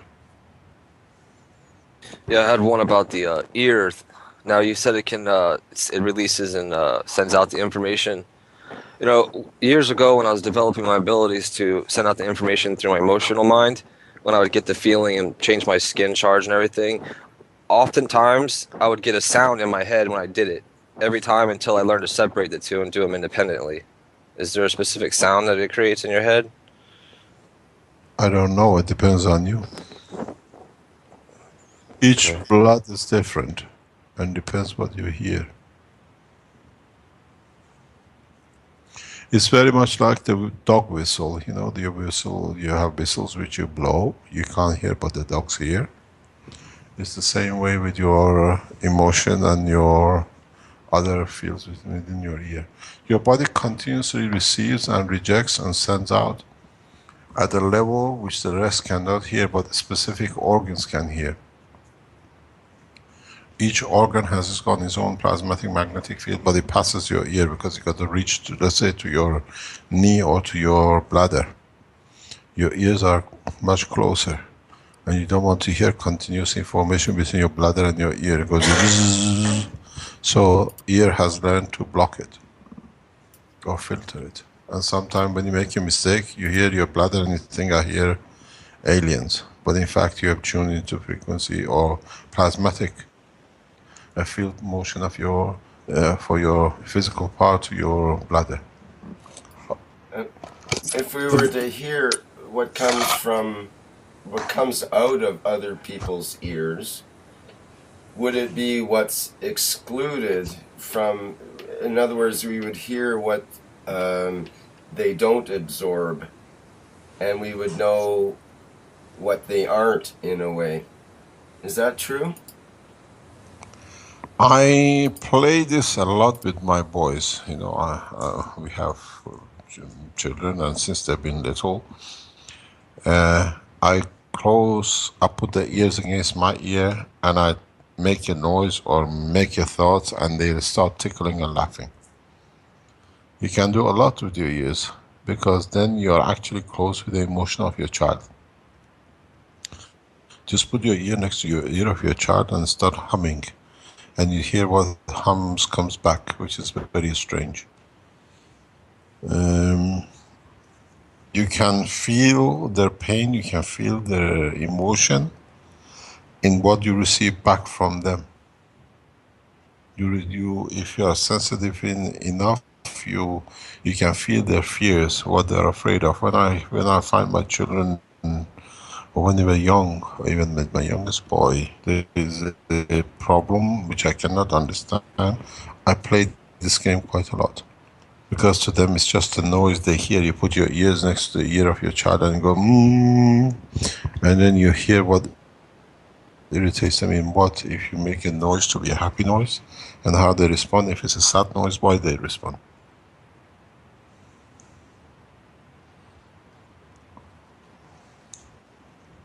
And because they give their emotions back to you, they release themselves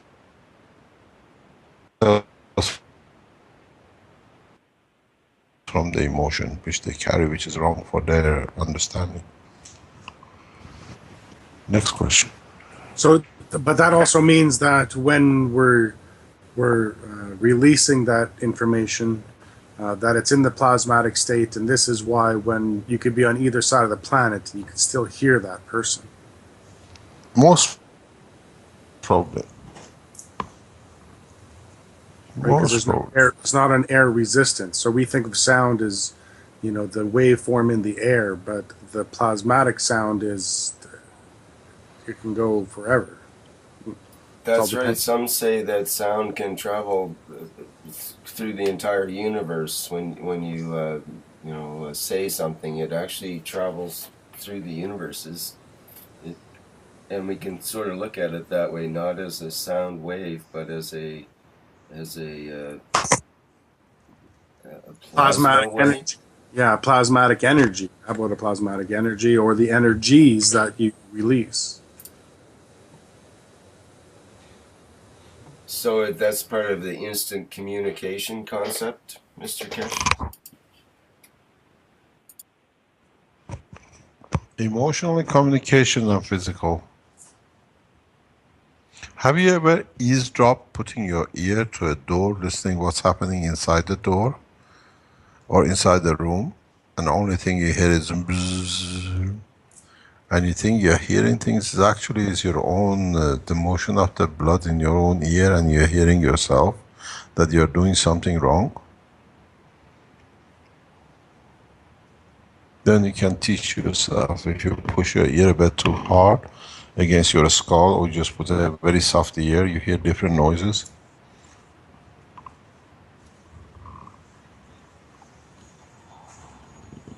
Yeah, I've done tests like that. And Yeah. at different points you hear different things. I did a... Let me say something. Okay. Go, carry on, Rick. Carry on. Well, I was just going to say I did an experiment yesterday, actually, along those ways, where I actually stuck my thumb in my ear and put my hand up against the steering wheel while I was driving. And I could hear the road noises coming through the steering wheel very clearly, the wheel bearings, the wheels on the pavement and so on, which I couldn't hear with my normal ears by just taking my thumb out of my ears and traveling along. So it's the vibrations were conducted through my hand into my thumb and directly into the bones of my brain, you might say. So it's a different way of hearing. Okay, sorry. Don't worry, carry on. I just said to Elia, please do not put on the forum what the subject is going to be the day before. They do all sorts of tests for it to see what it should be next time. I tell you what you can use your ear for, if you understand how to do it. Through the noise,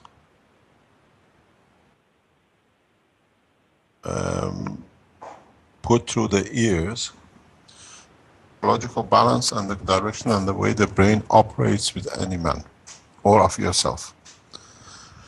If you get a stereo system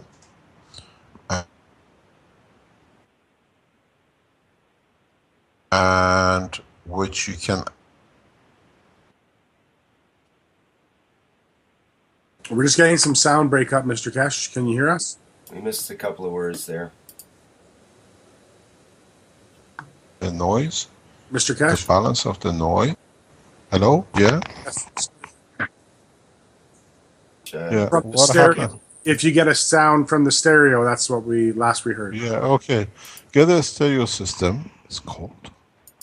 If you get a headphone, a stereo headphone with a adjustable head, each side can be controlled. Put it on your head and, for example, bring it to the lowest and then increase the noise slowly, very, very slowly. You hear the noise through your ear. Then it comes a point where you do not hear the noise anymore in your ears, but you feel the noise. You understand the noise literally in the back of your head where your thalamus is. In a way, you find out your ears are useless, that nothing goes through the ear. But you hear the music, it stimulates the back of the thalamus, and it balances your physicality. And you take the head, look at where the indicate. If one is a bit louder than the other one, and this is what it was originally, a stereo sound was built for. But they never understood how to use it for understanding the correctness or the balance between the emotional and physical part. Then you see when you pass the physicality of the ear into the sound level, which exactly is the way I said you absorb a lot of fields from the environment. And then if you pass a point, you start hearing the vibration of the noise in the tip of your ears outside. This is what comes out. Then it tells you if you are mentally stable or physically stable, and how is connection between the two. If you can find, these stereo system headphones are not easy to find usually, but if you find it, then you can find the structure of the brain, of your own brain in a way, how connected you are with physicality and to the emotion side. Because if you put for example,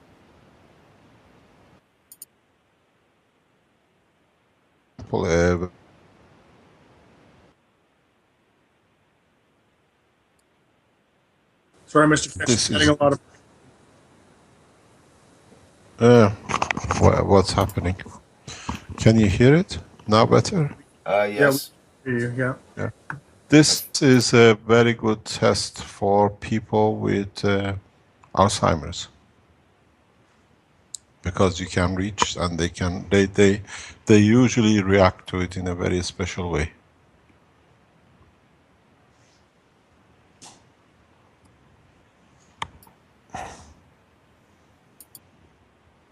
Any other question? We are nearly. We have a question from. We're at the two-hour mark here now, so. Yeah. Okay. We got a question in house.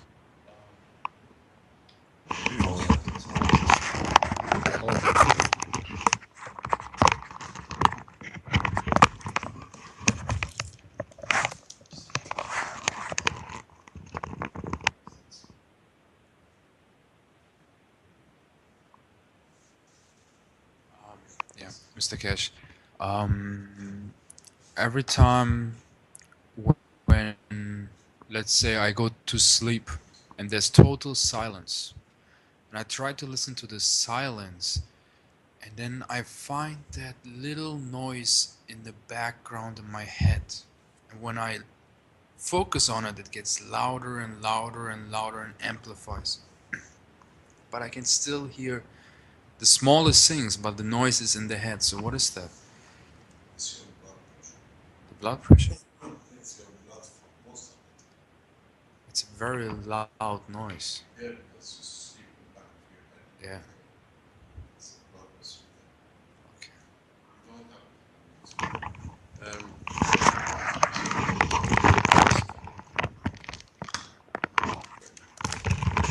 I explained that this is the blood pressure, blood vessels in the back of the head. As a lot of you know, man does not have a heartbeat sound. The sound of the heart comes from the pumping of the blood through the reflection of its noise through the skull of the man. It reflects back down. If you behead a man, there is no noise of the heartbeat. That's where our heartbeat, the noise of the pump, comes from the noise of the valves when they pump to the skull, and it reflects back, and we hear it as a pump. Then you have this. Yeah, it's a blood vessel pressure. Yeah. Any other question? I think we should wrap it up for today. That was a very, very nice presentation. Thank you very much. Thank you very much.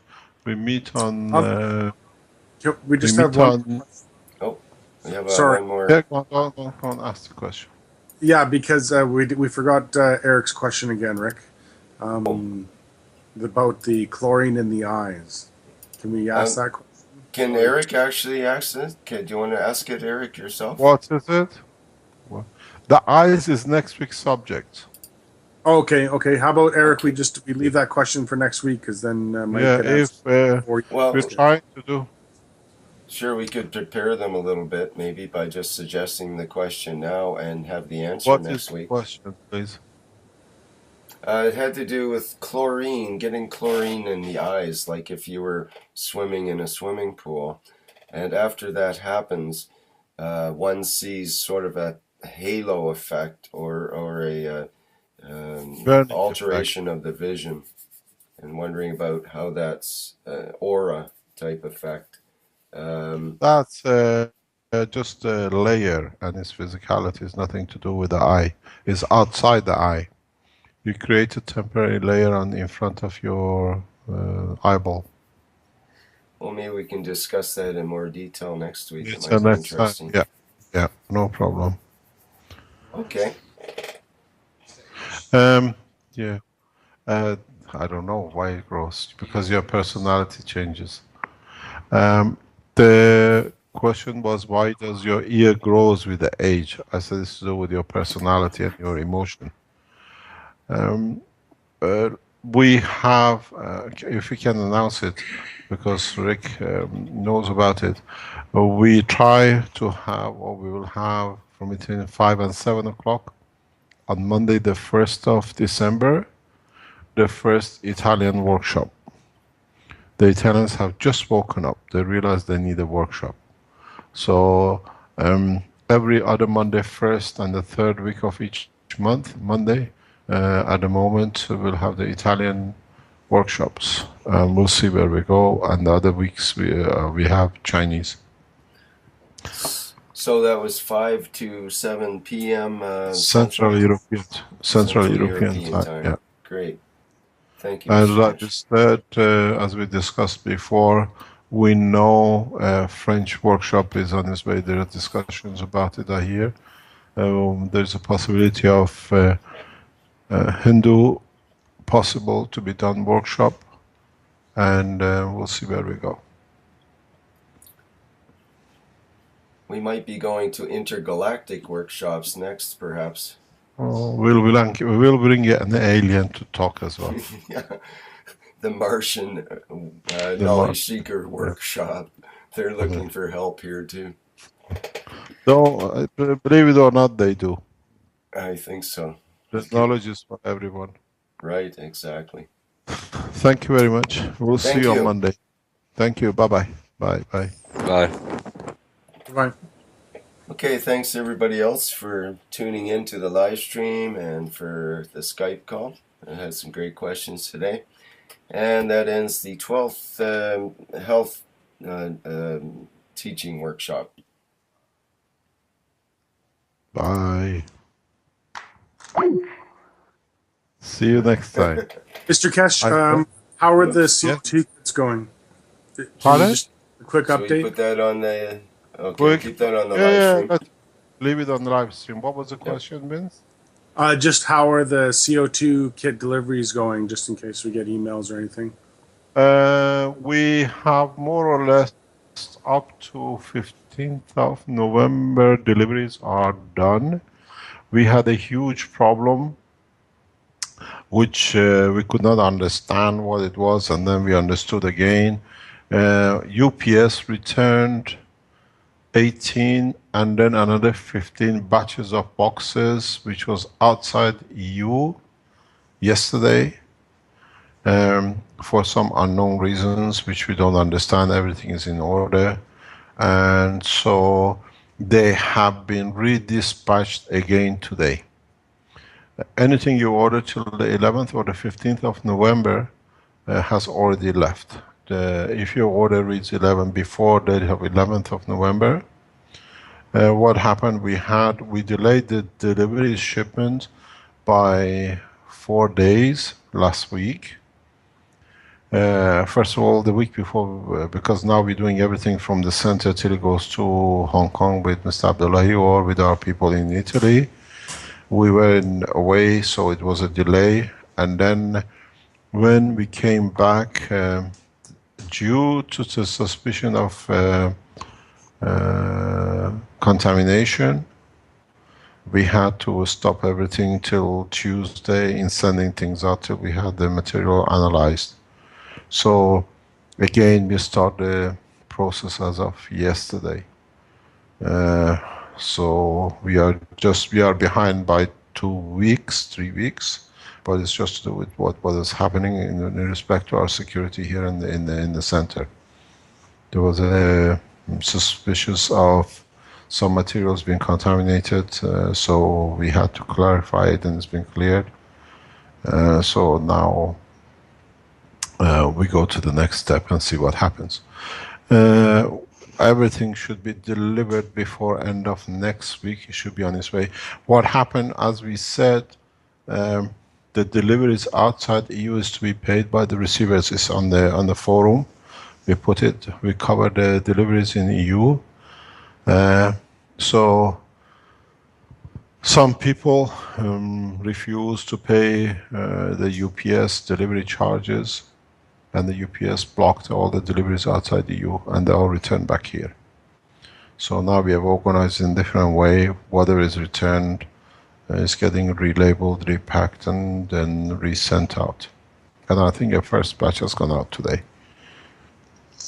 There is important, talking about this, if I can add to it, because it's part of the health section. I've seen that somebody has sent an email to or information to Sterling Allen. I mentioned that yesterday regarding that the poison of whatever received by us was less than a can of sardine, and the Italian police has started investigation as an attempted murder because this sardine was too much poisoned. So what has happened, the absorbing of the what do you call it, art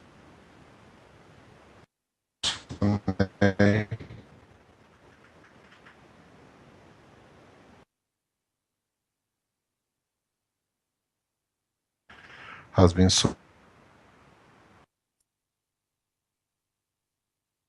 actually it will stop. We don't know. Yes.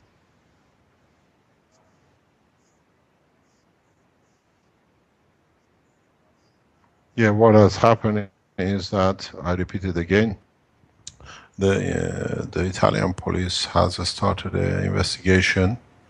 They have received enough material that they started the investigation into this process.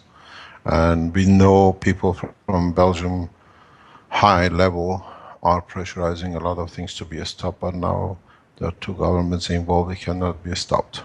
Because the level of arsenic delivered in 20 days, by their calculations, about 557 which is much, much more than average on top. This is only from the papers. As far as we know, contamination or cross-contamination has caused absorption or even digestion of more arsenic. There has been arsenic in a bowl of soup, and there's a suspicious about arsenic in 2, maybe 3 bottles of water as well, which has been drank on the table. So it's not, this is addition to the amount of arsenic we normally receive from drinking water and the environment. So it's a lethal level. This was for the ones who wanted to be a sardine. I think these people who write these articles are part of the process of the same people. They're the friends who are giving hand in the background, trying to discredit it like everything else. And I was told by our security people today that there is a second person involved in conjunction with the especially indication are 2 knowledge seekers being involved in the whole thing.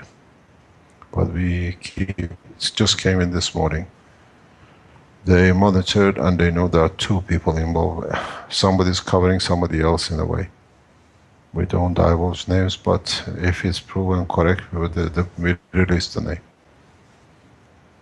Any other question? Or we call it a day for today. Eric, excuse me, Eric does have one question about the tinnitus and how he can cure it because he thinks he may have it. Carry on.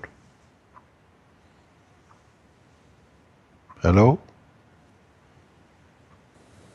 Yeah, I'm just seeing if Eric can speak. Eric? Still there? Yes, yes, Mr. Keshe. It's Eric Clausen. Yes, hi Eric. Hi, sir. I have one small question. I have tinnitus. Do you know how to cure it? To cure the tinnitus? Tell me exactly what happens. Okay, when everything is in silent, I listen one beep, very, very intense, very high frequency. Go to your dentist and ask them to check all your fillings. And try to remember when this noise started and see if near that time you've been to a dentist or one of your fillings possibly has moved or there's a hole in it. Usually, is it both ears or one ear? I hear in my head, in my head. Yeah. Oh, do you have any dentures? What is dentures? False tooth. Yeah, yes. Okay, go and see your dentist. Okay. It's usually these kind of noises comes from. It's a small cavity. You just create a capacitor in the filling. The dentist hasn't done the job right, or the hook of your denture in touch with your filling creates like a radio frequency. And you find out it will go away. It's just a matter of the way it's done. You go back to the time when you remember you started, and try to see if in that time, it could be even the normal denture. But let's say if you chew something hard and the grip moves, or the position of the tooth, so maybe cracks, then it goes away. Yeah, Finding it is very hard. You can find it. But the problem is I had all my life. From so kinder. you have a feeling somewhere very wrong. But this usually, if you hear noises in the ear, is connected with the tooth filling. Okay, sir. Thank you very But much. if you have, there is something else I have seen. I've seen it, but I don't know if I'm right to say it. But my understanding is, sometimes your blood vessels passes near your inner or part of your ear. And because it's in that level, nearby, you continuously hear your blood flow in your brain. Yes, yes, yes. You have I to find understand. out what it is. One of the ways, if it is, yeah, you know, when you go swimming or when you go in a high pressure, just blow air backwards in your ear. And if it creates that separation, just push the vein slightly away, see if it makes a change. Thank you very much, Mr. Keshe. Okay, no problem. Shall we call it a day? Yeah. Yes. Thank you very much. Thank you. Bye-bye. Thank you, Thank you Mr. so much. See you Keshe. next time. Thank you. Bye-bye. Bye. Okay. Thank you, Rick. Thank you, Vince, Sandro, everybody. You're welcome, Eric. Welcome. Okay, and so ends the 12th health workshop. Yes, that's the second time, yes. Okay, that's it.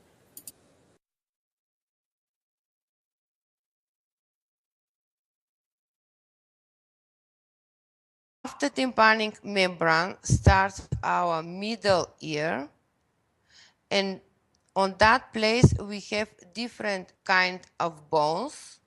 They organize sound, so we accept sound from environment through external channels go to tympanic membrane. Tympanic membrane just slow down the sound like frequency and transform vibration to 3 different kind of small bones. And they organize the sound in fields and gives to the next step. This is our inner ear, is our labyrinth. In our inner ear have to function, is accept the sound and also for equilibrium of our body in space. It means regarding the function of inner ear, we are able to be standing, walking in planet Earth because of gravitation. Inner ear is directly connected with gravity of our planet. On the next slide, I will show you how. And because of inner ear, we are able to function like a body walking on the surface of that planet. On the right side of the same picture, you are able to see the cross section of cochlea. So cochlea have 2 enters of the sound. You will see on the next slide. But on that picture, you are able to see like 2 channels. In the middle, we have nervous organization of the hair cells. They accept the sound from these 2 channels and transform the sound to impulse, electrical impulse to nervous system. And then through the vestibulocochlear nerve, impulse go to the nucleus close and part of thalamus. Okay, we go to next slide. Just restart.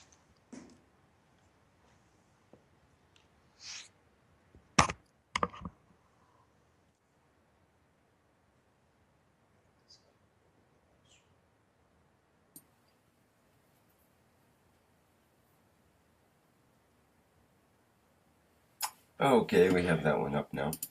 Okay, thank you. With that slide, I want to show you how the sounds go inside of our labyrinth. First of all, we accept the sound through our ears. Also, we accept the sound through our bones of our skull. We have 2 different types of accepting the sound. Through our ears, through air, and through our bones. All the vibration of the sound finally reach our inner ear. And we have two entries. From a round window on the right side of the picture, you see is written oval window and round window. From oval window, sounds go in through all spiral of labyrinth and reach the middle point. If you see inside from the beginning, sound is more frequent, and to the center of the spiral is just sliding down and reach 200 Hertz. Then from other part of the cochlea of that channel, sounds go out from all the spiral through all the spirals and going out from round window. These two channels, they not contain air, they contain liquid, and the name of that liquid is body. So keep that in mind. Okay, then we go to the next slide.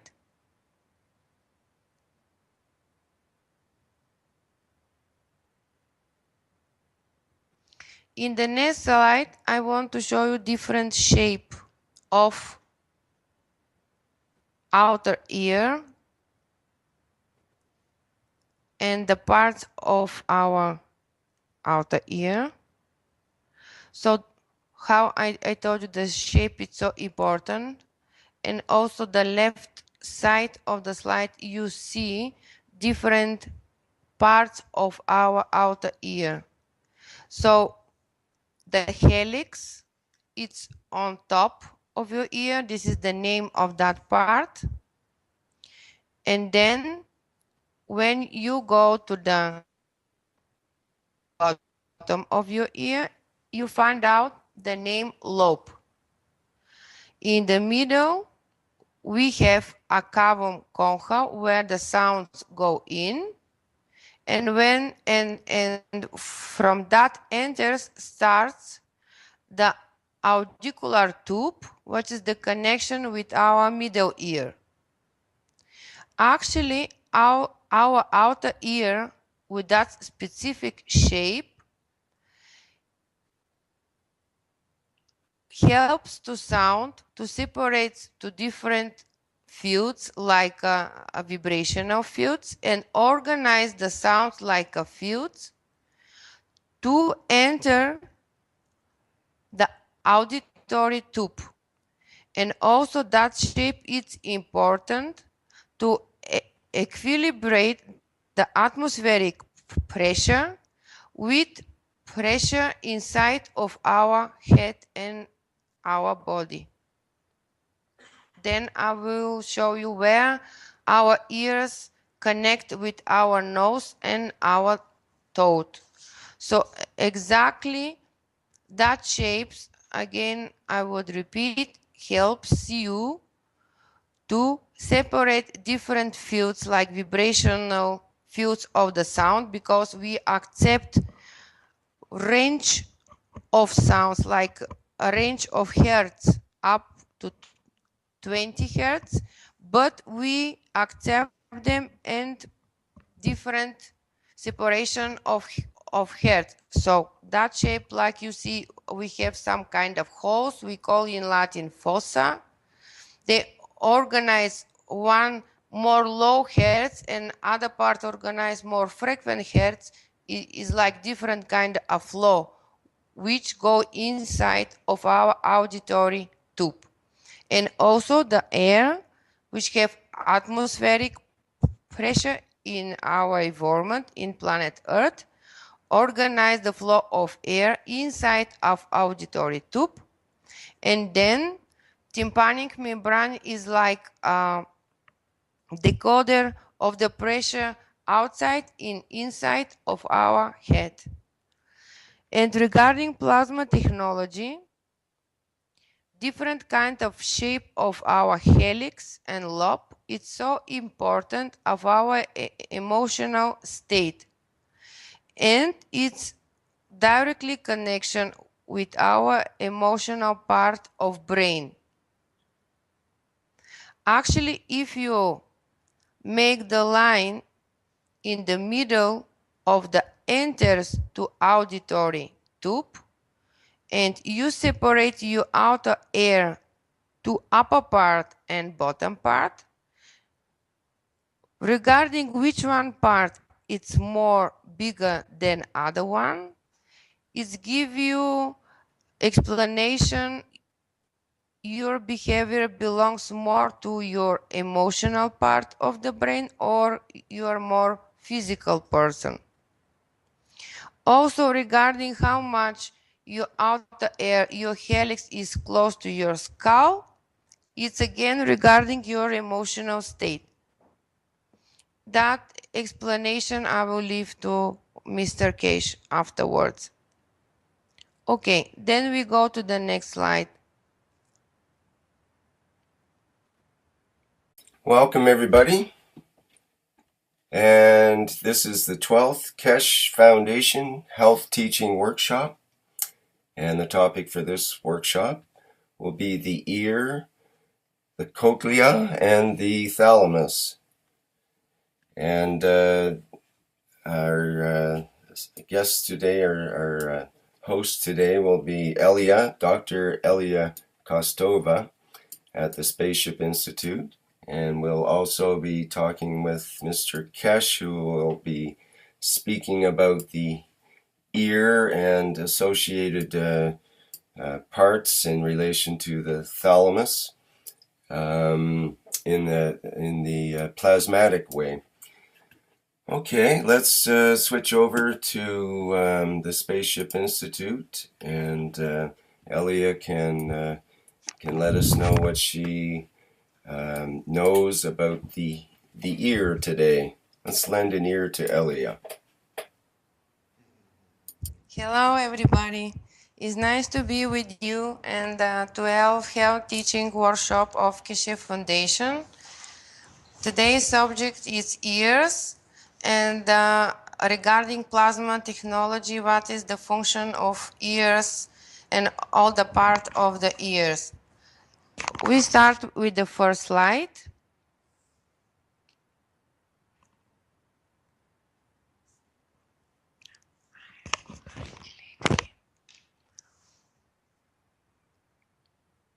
We are ready, Rick? Can you hear us? Yes, Elia, it's coming out there. It's up now on live stream. Thank you. First slide, it's here to show you difference in different organs, how we have one shape. The first picture is our ear. In the middle is your kidney. And on the right side, you see the embryo fetus in uterus. So if you remember for the previous workshop, I told you that the shape of kidney is so important for our body. And we are able to find that shape of everywhere on our body when we start from the shape of our brain, the shape of our thalamus, and then we go down, shape of our ears, shape of throat, how I showed the previous workshop. Most of the glands have the same shape. And on that picture, especially my colleagues who is familiar with alternative medicine, they know that in the auriculotherapy, we ever use the shape of embryo to find out the different part of human body and to treat them with different tools. But regarding the plasma technology, like Mr.Keshe said, these shapes give us explanation how the fluids come in and go out from our body, and exactly the concentration of the fluids. Actually, that shape, it's field, how to say, keep the fields in so harmonical position. So the fields come in that shape from the middle of the shape, how in kidney, if you see the kidney, this is the middle picture, and in the center of the kidney, you see one wheel, one tube. How the tube come in center of the kidney, that is the enters and exit of the fields from that shape. So it is like a flow in the middle of the shape, and then the flow does spreads to periphery. And how Mr.Keshe said, our ears, they are not only to use them to accept the sound from environment, they are mostly to spread the fields out from our body. More solid organ, they connect with nerves to our brain, but they are not direct extension from our brain like eyes and olfactory bulb.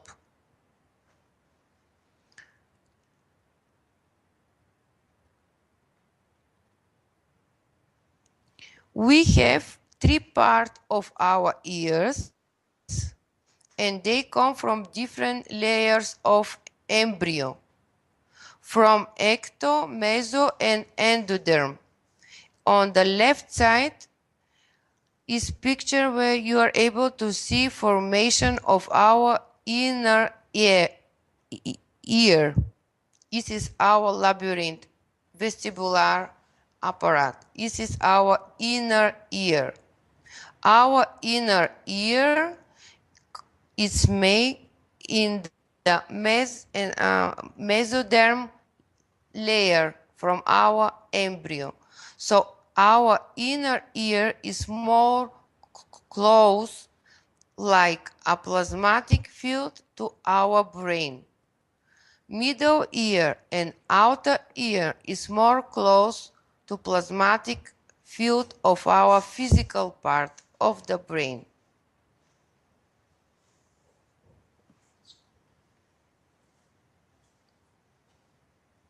Okay, then we go to the next picture. Next slide, please.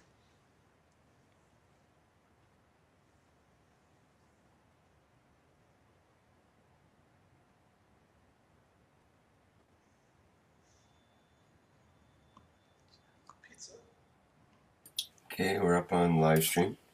Okay, with that picture, I want to show you where is the place of our inner ear. It is actually in backside of our eyes on the place of our skull. And it is, if you see the red line, this is our eustachian tube. This is direct connection between our inner ear, our nose, and our throat. The entrance of eustachian tube is in nasopharynx. If you see on the right place, and exactly the entrance is behind our uvula, behind our small tongue. So when the ears organize the field of sound and the fields of air, like percent of that fields, they come through eustachian tube and trigger our small tongue, our uvula. And if you remember, the uvula is the trinity star of thalamus. So we have the next point which connect with our emotional part of the brain. This is direct connection between inner ear through eustachian tube. Nasopharynx enters in pharynx, which is our throat, and triggering the small tongue, uvula.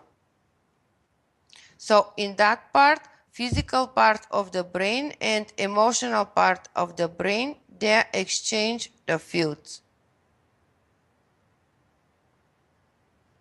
Okay, we go to next slide.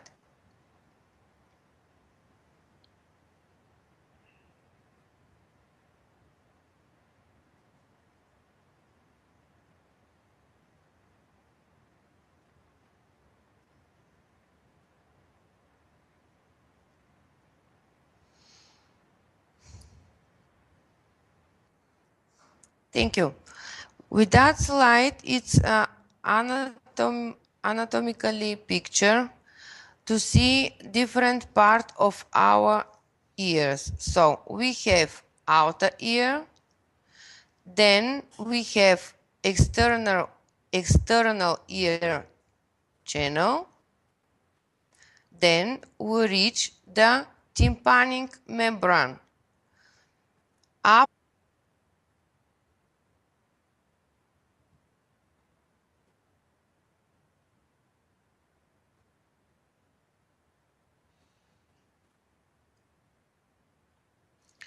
in next slide, I want to show, as usual, that all our parts of our body, they are built from regarding golden ratio and Fibonacci consequence. It's exactly you are able to find out in our outer ear. It is more complicated in our inner ear. It is like labyrinth. And yeah, it's coming, okay. And exactly if you see on the right side and the right picture, you are able to see that repetitive module of golden ratio in our concha. This is our inner ear.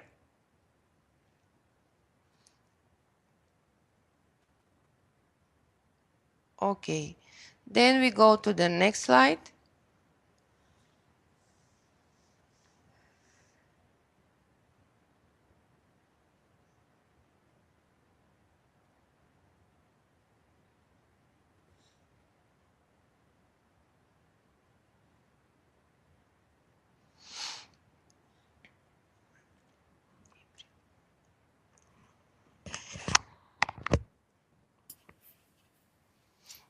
Okay, we have that one up now. Yeah, thank you. With that slide, I want to show the embryology of ears. So, of some picture you're familiar from the previous workshop when we spoke about brain and embryology development of brain. Our ears, they start to develop from rhomb encephalon. Just find out on the right side pictures, Rick, if you are able just to enlarge to be visible for people. So our ears, they come from rhomb encephalon. If you remember, we spoke that our emotional part of the brain and our thalamus is part of the encephalon.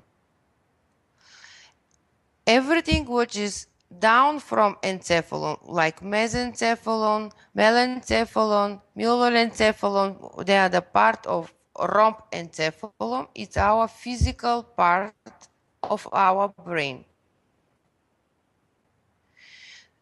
Regarding embryology and explanation of Mr.Keshe how we separate the brain to emotional and physical part, sensory organ ears for us belongs to physical part of our brain. But if you see in the chapter on the right side, we are able to find that thalamus rules optic and auditory neurons. So actually, we have sensor organ who represent our physical part of our brain, but regulation belongs to emotional part of our brain. Actually, we accept the fields from environment, we use mostly for our physical part, but that physical part is under regulation of our emotional part of brain. Okay, so if you remember for previous workshop, I told you that we have entrance in our head. In that entrance, nature placed our receptory organs. So actually our eyes and olfactory bulb, they are like extension, direct extension of our brain, and they belongs to emotional part. Other sensory organs, like our ears, they are